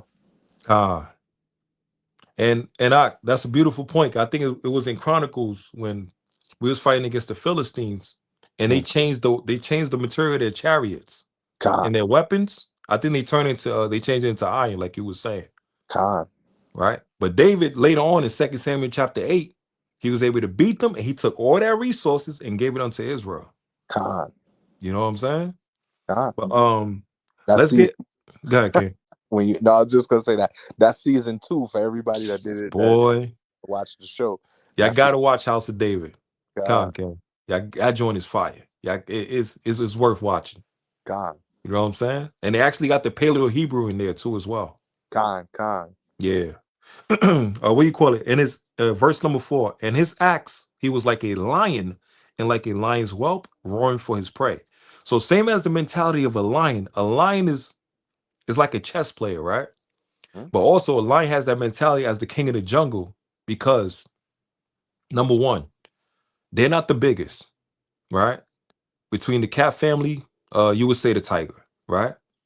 They're not the fastest. The fastest is who? Is the cheetah, right? Right. They're not the stealthiest. The stealthiest is between the panther or the leopard, especially the panther. Right. You see what I'm saying? But what differentiates the lion from the rest of these animals within the cat family? It's the mentality. God? God. The mentality, how it walks, how it thinks, how it moves, it believes is the king of the jungle and it moves like it. And they'll take on all challenges. And also within a lion, if you do research on a lion, whether y'all know it or not, they know how to work together as a team. They know how to work together as a team. Right? So that's probably one of the reasons why the Lord likened us unto lions. Right? Even though we're mighty, we're strong, and we can do things individually. We're excel, but we excel even more when we come together and put the best of our resources together, and iron sharpeneth iron. We exchange different ideas with each other and improve as a nation, as a people. Keep our resources amongst each other. And that's what's happening now, like I said earlier, with Moab. Moab is starting to feel the pain now. Right. Because some of our people now, they say, you know what? To hell with this.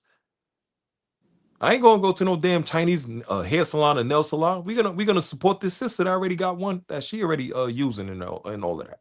Mhm. Or we gonna put our funds together because we've been all going to this sister and she been hooking everybody up all throughout the block. And we're gonna put our money and resource together. We're gonna create for her a business and open up a shop for her of a hair salon or a nail salon.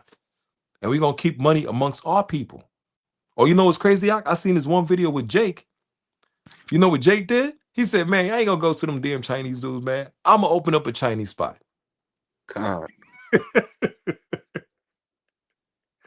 And guess what? All the stuff that we be eating from Moab, Chinese food, chicken, and all of this stuff, which is cat, rat, and dog, Jake is actually gonna make it and even better. And there's no cat, rat, and dog. It's chicken, is beef, is lamb, is so on and so forth. So what does that do? That takes more right out of business. So you ain't gotta go to a damn Chinese spot and they sticking their nose up at you. The place is dirty too. A lot of people don't mention about Chinese spots. They're dirty as hell. You see what I'm saying? Mm-hmm.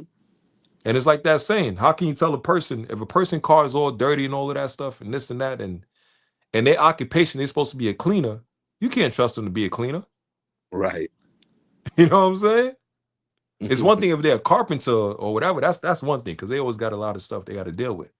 But if your occupation is a cleaner and all of that, I can't trust you if your house is dirty and everything's dirty. I can't trust you with the food you're making. Hell no. Unsanitary. But a lot of our people go to the Chinese spot, they eat all these Chinese foods, and look how dirty the place is. You got to think about that, because they got no respect for us. Huh? Right. Huh. But with Judas Maccabees, Slocky, verse number 7, he grieved also many kings and made Jacob glad with his acts, and his memorial is blessed forever. So that's Judas Maccabees. He put on that breastplate for his nation, defended his nation, happy to go to war for his people against the other heathens, right? And he was loved by the people and remembered and also thought about and mentioned to this day. God? Now, let me show y'all this, which is crazy. Don't we got a day of Simon Maccabees? Right. King, look how cool the Lord is, bro. Did you know OG Anunoby, when he made that game-winning tip-in? Mm-hmm. Right? You know what the people in New York City gave him? They gave him a day. They called it OG Anunoby Day. God. God. Yo. They gave him a day. They call it OG Anunoby Day. So what happened? Because they fought a battle against the Spurs, and when they was in desperation, they thought they was going to lose all hope. He came in and saved the game in game 4. And the people were so happy and excited that the mayor literally said, after this day forward, every year we're going to name it the day of celebration of OG Anunoby Day. You know what I'm saying? Mm-hmm. So that's same as who? Simon Maccabees, right? Why? Because the day of Simon Maccabees, what does it also tie into? Everybody lost hope because Judas and Jonathan was gone, right? So the nation of Israel was like, yo, we ain't got nobody else to protect us, to defend us against these nations. Who stood up? Judas Maccabees and his brothers. Yeah, but the last of them was who? Simon. Simon, Khan. Yeah, he was the last one left. So what happened? The nation of Israel was backed against the wall, was in despair. They didn't have no hope. And then the one that they least expected was the one that came in the clutch and won the game for them. God. Right? And he played on both ends, defense and offense. Same as with Simon Maccabees, how he dealt with the heathens. He was able to make a treaty with them and use that against them to empower his people. God. And plus, he created war engineering and all of this stuff, like war mechanics and all of that, weaponry, and found a way to break into the enemy's stronghold and to clean up the land from the heathens and kick them out, and to bring his people in and strengthen the foundation and the walls. Right? And now today, we got a day of Simon Maccabees that we celebrate our forefathers for the victories they have done for the nation of Israel against the heathens and for Yahweh Shemel Shai. So if they can do that in the world, and we got scripture to prove it pertaining to the truth of our forefathers in righteousness, I'm just giving y'all the parallels and the correlations. All right? Like this is all throughout the scripture. Right? Let me get one more. Crowning. Let's get this one. Because everybody want to get into the kingdom, but you got to endure for the kingdom of heaven. Right? We can't quit. You know? Wow. Let me get second Esdras, King. Gotcha. Chapter 2 and verse number...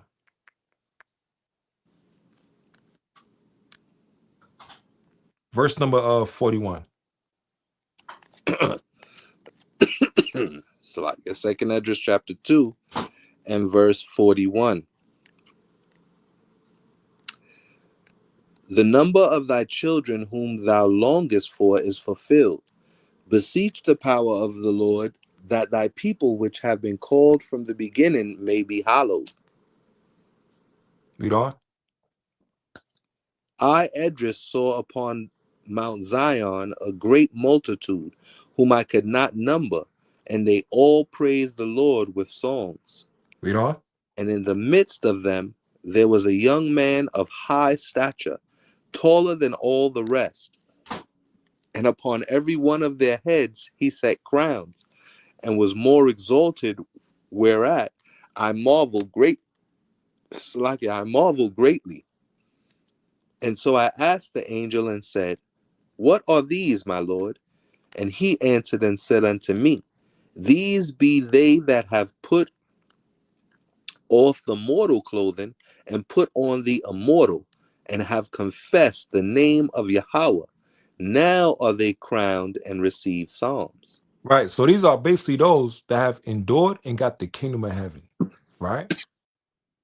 They finally endured throughout the trials and tribulations in this world. They have finally endured in those times. Read on. Then said I unto the angel, What young man is he that setteth crowns upon them, and giveth them psalms in their hands? So he answered and said unto me, It is the Son of Yahweh, whom they have confessed in the world. Then began I greatly to commend them that stood so stiffly for the name of the Lord. You see that? So the ones that was getting rewarded was the elect and the 144,000 that was being crowned personally by Yahweh Shai. Khan? That's what we're looking for. We're trying to get that crown. We're trying to get the kingdom. Right? And we got to go through all the trials and tribulations. We got to go through all these tests. We got to go through the damn Jacob's trouble that's about to come ahead. We got to go through all the plagues that's happening in our respective places, America and all of this stuff. We got to go through Satan trying to destroy us every single day. Right? But we got to have love and compassion and the fruits of the spirit amongst each other as a people. We got to literally prefer one another and band together, strengthen each other. More prayers and blessing for each other and less trying to tear down and trying to bring down and trying to curse at and more exhortation and build up.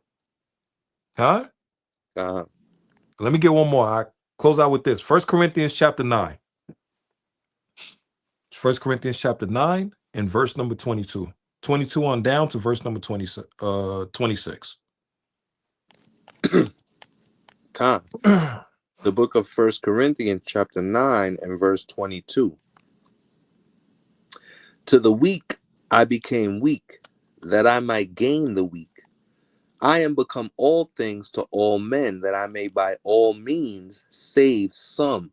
So hold on. So even Paul, because in those times in Rome, boy, the times that with Israel dealing with the Romans, they was in power. They was dealing with gladiators, right? That's modern day sports. That's modern day boxers and all of that stuff. Right? Look what the White House, this damn devil, literally had a UFC fight in front of the White House. Right? So imagine if some of these players that wake up to the truth and come back to the Lord and start to support their people within the nation of Israel. You know what I'm saying? Like so many people that help donate it. Literally, we have people that help support different camps. That was sport players. Literally. Matter of fact, we had an actual sport player within our camp who was Tony Campbell. Right. You know what I'm saying? A mighty brother, humble brother, and all of that stuff. Right? So we got people that's waking up from the world and coming into the truth. And the brother told us, literally, he told me face to face. He said, I ain't gonna lie. I won championships with the Lakers. Right? And I was on the Knicks. That's what he said. He was on the Knicks and all of that stuff. And they won a championship. And he said that was one of the greatest moments in his life. The man told us literally when he came into the truth, the feast days, the love, the laws, the commandments of God, fellowshipping, gathering, spirit of brotherly love, and all of that stuff. He said he had no greater feeling than being an Israelite in the truth. Ever. Ever.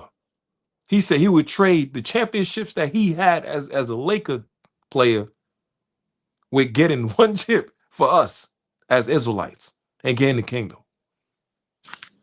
You know what I'm saying? Oh, praises. God. He said he had a better time as being an Israelite than a former NBA two-time champion as a Laker player. Come on, Ak. And that's during the time with Magic Johnson and all. And he had a better time as being an Israelite. Right. Because now it's more fulfilling and it has more of a better purpose. And plus you're doing it for Yahweh Shem Shai and for the redemption of your nation. Read on. Verse 23. And I do all things for the gospel's sake, that I may be joint partaker thereof. Know ye not they which run in a race run all? Hey, didn't we talk about the triathlons? Right. Right? Or the gold medal racers like Usain Bolt, even Sha'Carri Richardson, even Noah Lyles. Right? Did he win gold? I think he won gold medal, right? Noah Lyles, yeah. He won gold. Gold medal. Yeah, in the Olympics. Right? So Paul is even saying like those that run a race, but even with us as Israelites, we're running a marathon. It's a game of life. We're running a marathon. We got to endure. We got to keep pushing. Right? Read on. All but one receiveth the prize. Even so run that ye may attain. You see, all but one receiveth the prize. The champions for this year for 2026 in the NBA were the New York Knicks. Out of all the 32 teams within the NBA, there was a team that actually got the NBA Finals championship. And they're the winner. But it said all but one. But when it comes to us as Israelites in the truth, you have an open slot. The 144,000 for the men and the 1/3, which is the compass of men, women, and children. You have a chance. You have an open slot, but you got to work for it. You got to fight for it. Salaki, Cap, you know what, when it also talks about running the race, it's like the baton race. You know, when they do in the Olympics, the 4x4, passing it around. Yeah. And they pass the baton. So the elders, from One West, which is why, you know, we've seen a couple of people that have talked against the elders that ruled well, and the elders that brought out the truth, and that, you know, we seen them fall to the wayside as soon as they started talking about the elders in a bad way. Right. Then even the dude who tried to make a video and talk bad about Priest Sabak, where is that dude now? He's back in the world. You know what I'm saying? The man was trying to talk about he was ready to kill his own brother, or he was going all right.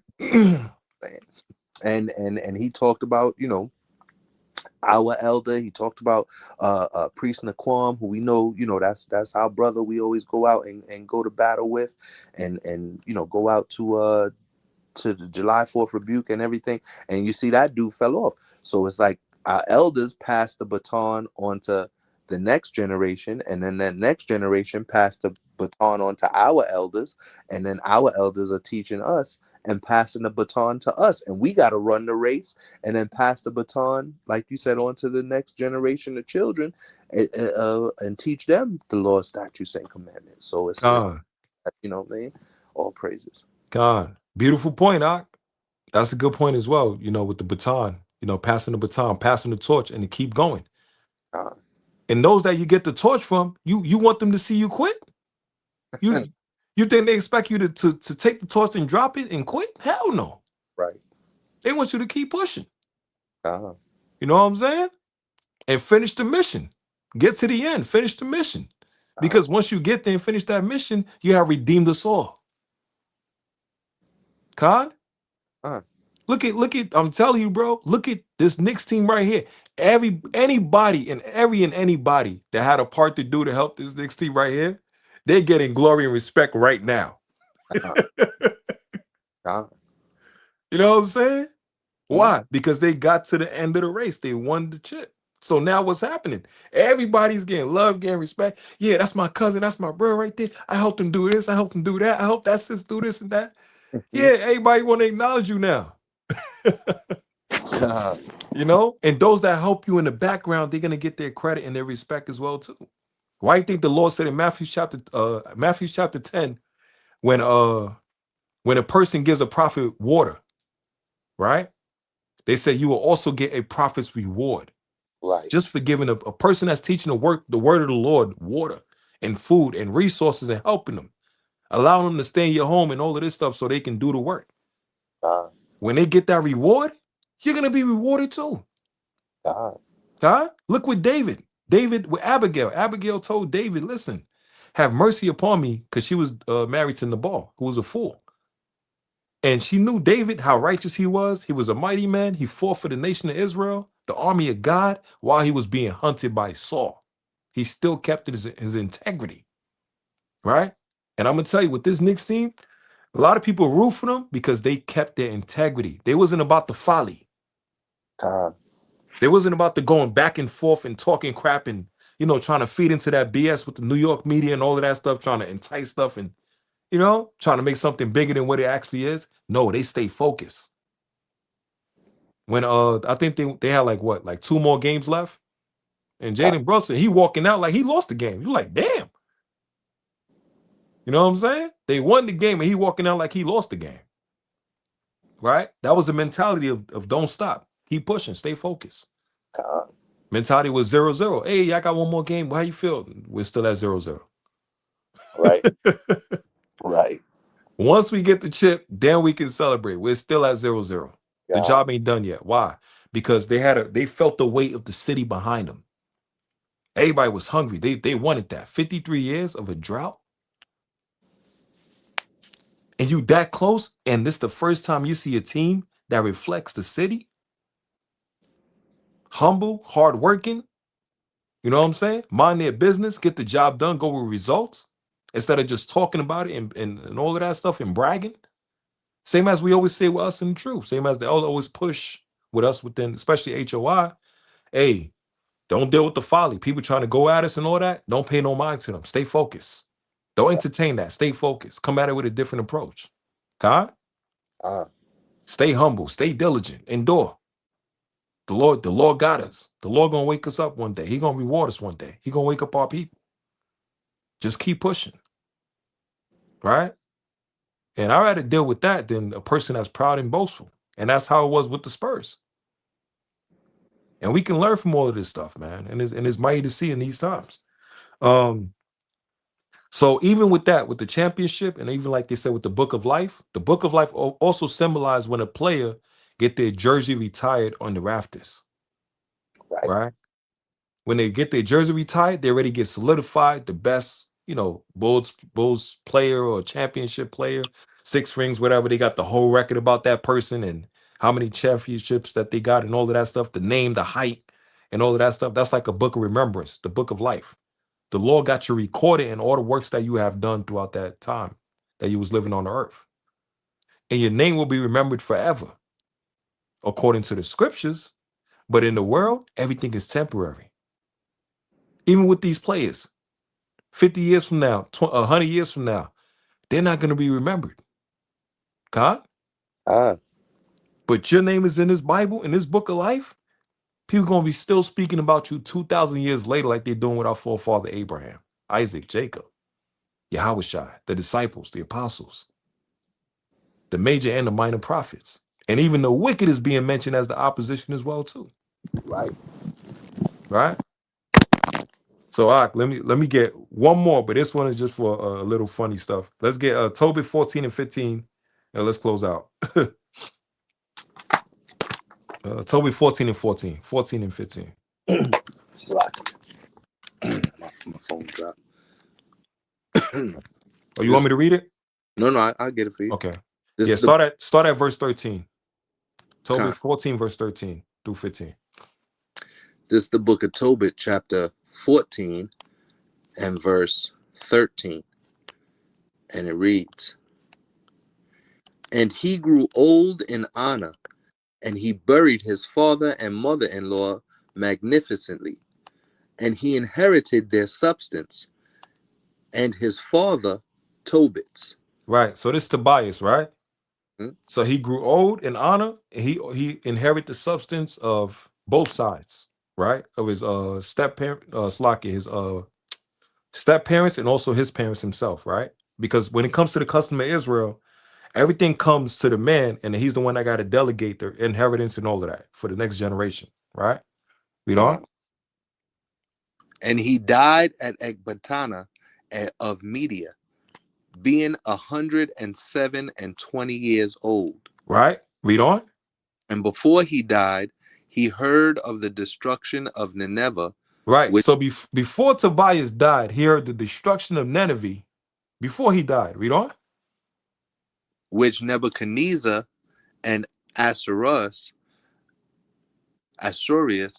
took captive, and before his death, he rejoiced over Nineveh. You see? Khan? Tobias lived to hear about the destruction of Nineveh, and then he said he could rest in peace now. Oh, praises. The destruction of his enemies. Right. There was a man in the book of Matthews. He lived to see the birth of Yahushua. He said he could die in peace now. Right, God. That's like the Knicks. They waited 50-something years. The Knicks finally got a chip, and Spike Lee and them say, "Man, we good now. We could do that." Right. God. They got a chance to see it. That's it. That's what we right. Right. We can rest in peace now. So if that's our people in the world in ignorance, imagine us in the truth, bro. Right. You know what I'm saying? We passed in this truth for the Lord. We joyful, we happy because we completed our assignment. That's a golden ticket to the kingdom of heaven. Our name will be written and wrote about and spoken about for eternity if our name is in that book of life. But we must endure, man. Keep pushing, keep enduring. Just want to use a lesson real quick just to show, being faithful, enduring mentality, overcoming all obstacles, trials, and tribulations, right? And a story of redemption. And, me, like I said, my testimony I was a diehard Knick fan, bro. The Lord said, "Nah, nigga, They win a game and I'm more happy. They lose a game. Don't talk to me. And it had too much of a power over my spirit. But that was before I came into truth. You Right. know what I'm saying? Mhm. When I was in the world, it had too much of a power over my spirit, man. I couldn't control my spirit, even though I was a Muslim with high level of discipline. But when it came to the Knicks, I could not control my spirit. You know? So me, I'm just giving a quick testimony. Just, I ain't gonna lie, I'm happy to see this because I never thought it was possible. You know what I'm Right. saying? But it's even more motivation and inspiration that if this can happen in the world, imagine for us as Israelites in the truth, the Con. glory we can have in righteousness. So, like Paul said, run the race, right? Endure, Con. right? Oh, yeah, close it out with First Corinthians. I almost missed that one. Let me see. Slug here. First Corinthians 9 and verse number 20, verse number 25. Con. The book of First Corinthians, chapter 9 and verse 25. And every man that striveth in the games is temperate in all things. Now they do it to receive a corruptible crown, but we an incorruptible. You see, every man that strive for the mastery, like all the players throughout sports and all of this stuff, they wake up early in the morning, work out, right? 2 or 3 times a day, eat healthy, diet and all of this stuff, very strict, like Kobe with the mentality that he had, Con. right?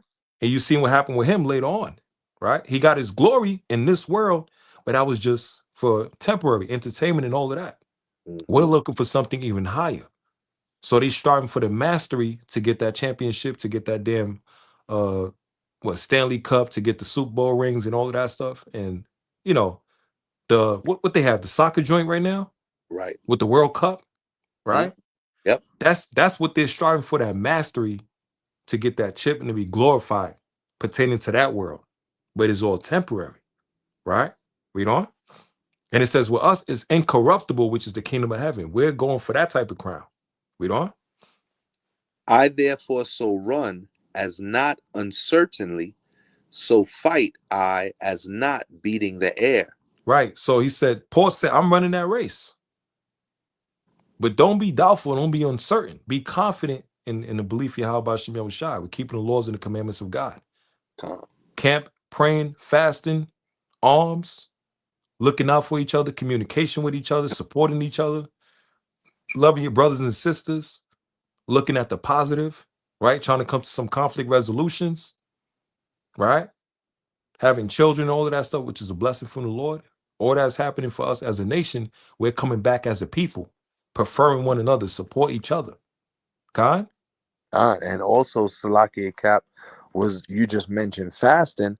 They told the Knicks players not to have sex with their wives for 10 weeks. yeah, for that 10 weeks. So they had to fast from having sex. Yeah. And we need to, as a nation. I remember, I don't know if it was couple years ago, 2-3 years ago, we had Yeah, the nationwide fast.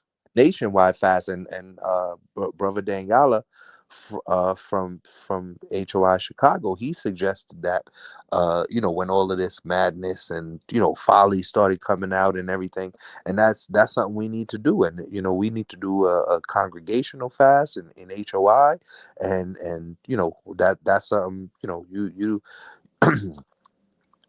Yeah, you the well, you the captain, so I put it there. But I was with Daniela, man. We need to do a fast, and because when we do a fast and when we praise the Most High during that fast, we get to the scriptures, we pray, we read, we do what the Most High tells us to do, and we don't go around looking gloomy, like and down and out, but we embrace the fast and do it as Yahweh Shai taught us to.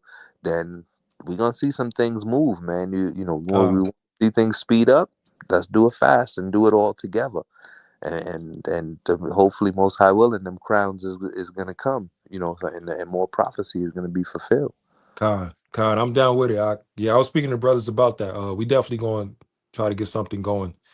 And like the brother was saying, man, it's very important because we do it every year. So it's something that you know, that's a positive thing. So like the saying goes, if it ain't broke, don't fix it. You know what I'm saying?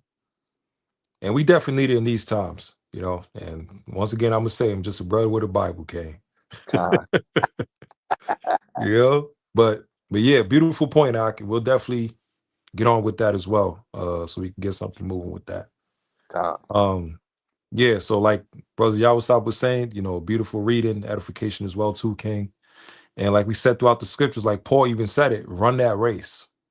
You God, know, they chasing that corruptible, temporary crown. We're chasing the immortal, incorruptible crown, which is the kingdom of heaven. So our names can be written in the book of life.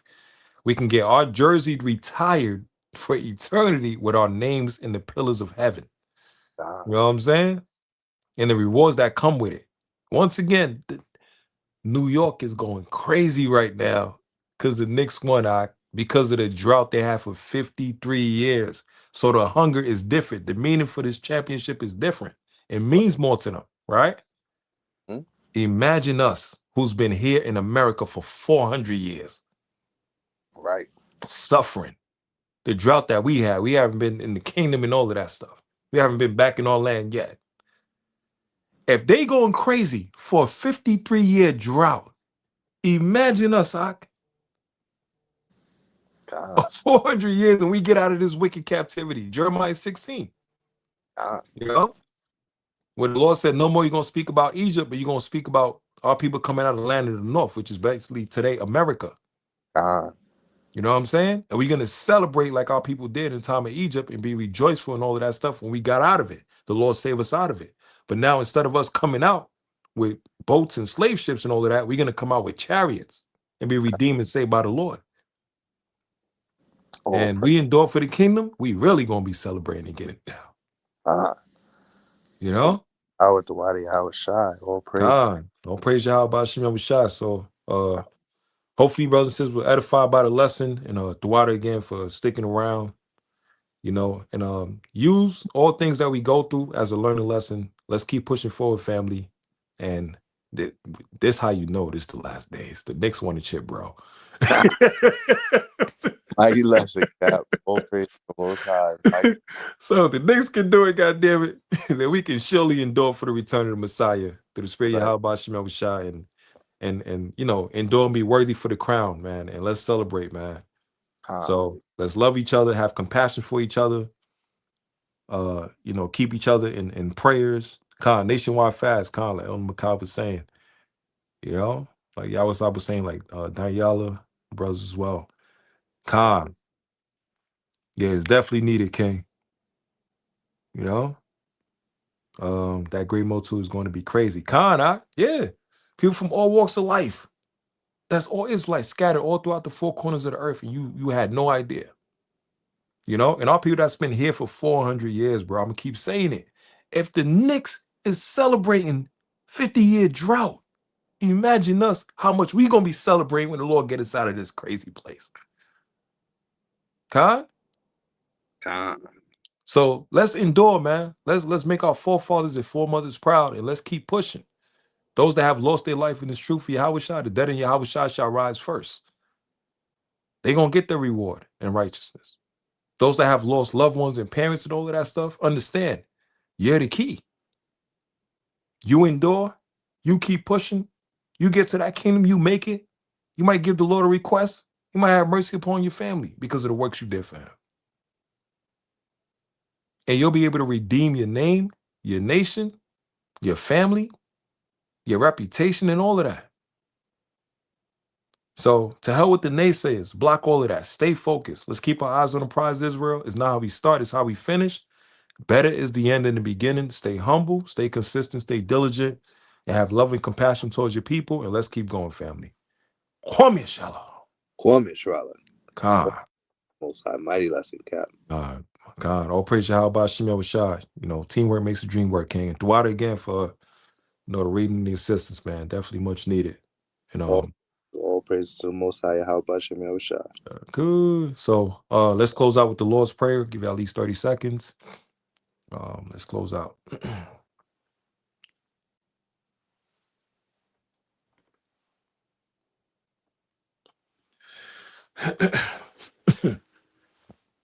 All praise Yahweh Hashem Yahushai, Ba'ashem HaKadosh, Shemai Yashabala, Yahweh, Allah Hainawa, Yahweh, Ahad, Abanawa Shema Shemayim Kodash Haya Shem Kayahawa, Malakov God, Taba'ar Ratazaka, Haya Esha Barataza, Kawah Haya, Bashemayim Natananawa, Lacham Hayuam, Wasalachnawa, Chabawafnawa, Kasalachnawa, Chabawafinawa, Wala'at, Tabiainawa, Banasayawana, Bal Hawashainawa, Mayan Rai, Kayalaka, Hamalakwaf, Wa Allah, Watabaraf, Lawalamium, Amen.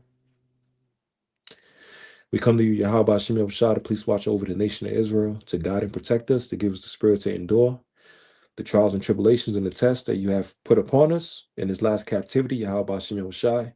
We come there as well to give us the spirit to be humble, give us the spirit to stay diligent, give us the spirit to overcome our trials and tribulations, and also to hell with the naysayers and those that try to come against us, try to cast us down, try to curse us out, try to bring destruction against us, Yahweh Hashem Yahushua. We come to you to bring us to remembrance, to gather together as a nation, to have more love and compassion amongst each other as a people, to be an example, Yahweh Hashem Yahushua, and also to bring judgment upon the heathens and upon those that try to destroy us in these times in our lower estate. So also increase in us the spirit of confidence and have love and compassion for each other, and give us the spirit to endure for the return of Messiah, and to also be worthy for the kingdom so that we can rejoice in that time, and also for our people as well. Tawada Tawab Evalam. Amen.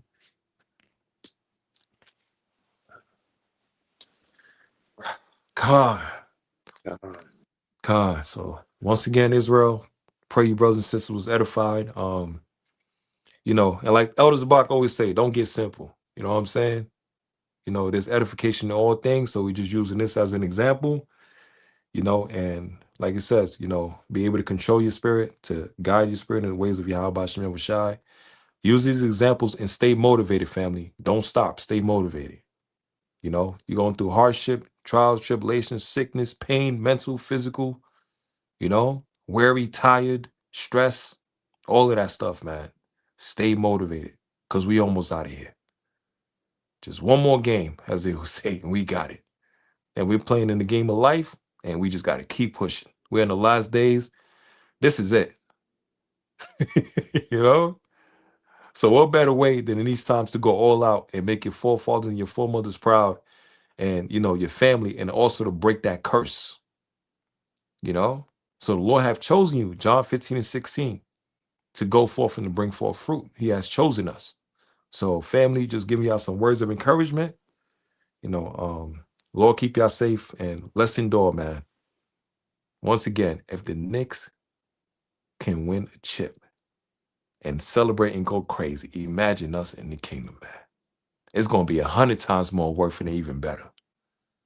So let's endure, let's keep pushing, and Kwame Yashala. Raw for your God, Yahweh. Kwame Yashala. Kwame Yashala. God.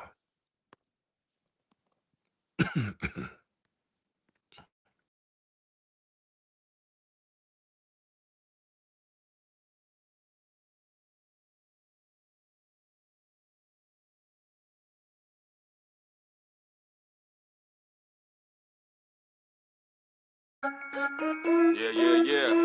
Shout out to my higher now, Yahweh. Shout out to Dark Side for this beat. All praises to my higher now, Yahweh, the house of Israel. Put your hands on your heart for your God. We gonna roll with Yahweh. What? He's out higher now. Yeah. We gonna roll with Yahweh, and his name is full of power. Come on. We gonna roll with Yahweh. Yeah. He's out higher now. What? We gonna roll with Yahweh, and his name is full of power. We gonna roll with Yahweh. He's out higher now. We gonna roll with Yahweh, and his name is full of power. We gonna roll with Yahweh. Come on. He's out higher now.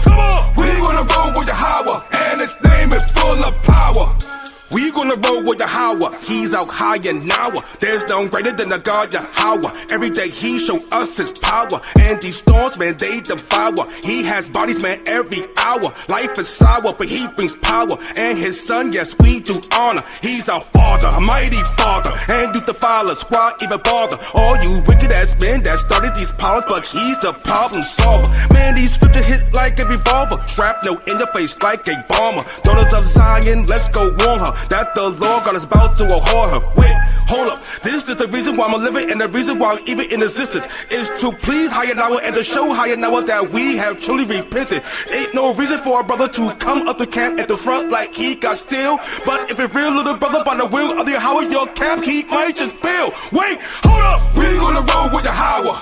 He's out high and now. We gonna roll with Yahweh, and his name is full of power. We gonna roll with Yahweh. He's out high and now. We gonna roll with Yahweh, and his name is full of power. Come on, we gonna roll with Yahweh. He's out high and now. We gonna roll with Yahweh, and his name is full of power. Hallelujah. We gonna roll with Yahweh. He's out high and now. We gonna roll with Yahweh, and his name is full of power. Who the hell said Yahweh ain't real? Don't make a cop back or the steel. Make you clap like you was a seal, or a pig to the slaughter you squeal. Like the devils in the Bible it revealed. White women walk past you like ill. To the devils in the crowd and send chills. Hop back in your post and just peel. White people walk up and they cry, trying to say that the Bible ain't right, but the Bible said the devil gonna fry, and the Bible said the devil is a lie. You should the devil touch the apple of his eye. Coronavirus that you modify. Better scripture that I scream for the Lord. Israel call upon Yah like a sword. Hold up, this is the reason why I'm living, and the reason why I'm even in existence is to please Hayanawa and to show Hayanawa that we have truly repented. There's no reason for our brother just to come up the camp at the front like he got still. Cause if it's real, little brother by the will of Yahweh, your gap might just peel. Wait, hold up, we gonna roll with Yahweh. He's out high and now. We gonna roll with Yahweh, and his name is full of power. Come on, we gonna roll with Yahweh. He's out high and now. We gonna roll with Yahweh, and his name is full of power. We gonna roll with Yahweh. He's out high and now. We gonna roll with Yahweh, and his name is full of power. We gonna roll with Yahweh. He's out high and now. We gonna roll with Yahweh, and his name is full of power.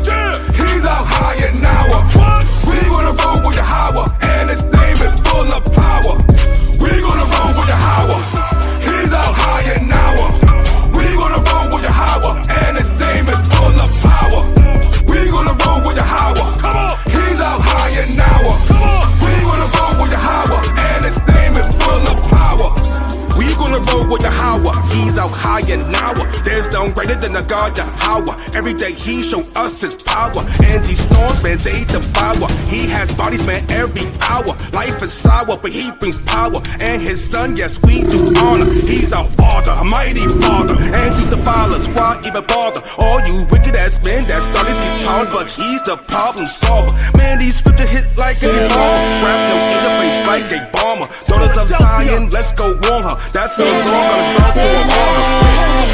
This is the reason why I'm living, and the reason why I'm even in existence is to please Hayanawa and to show Hayanawa that we have truly repented.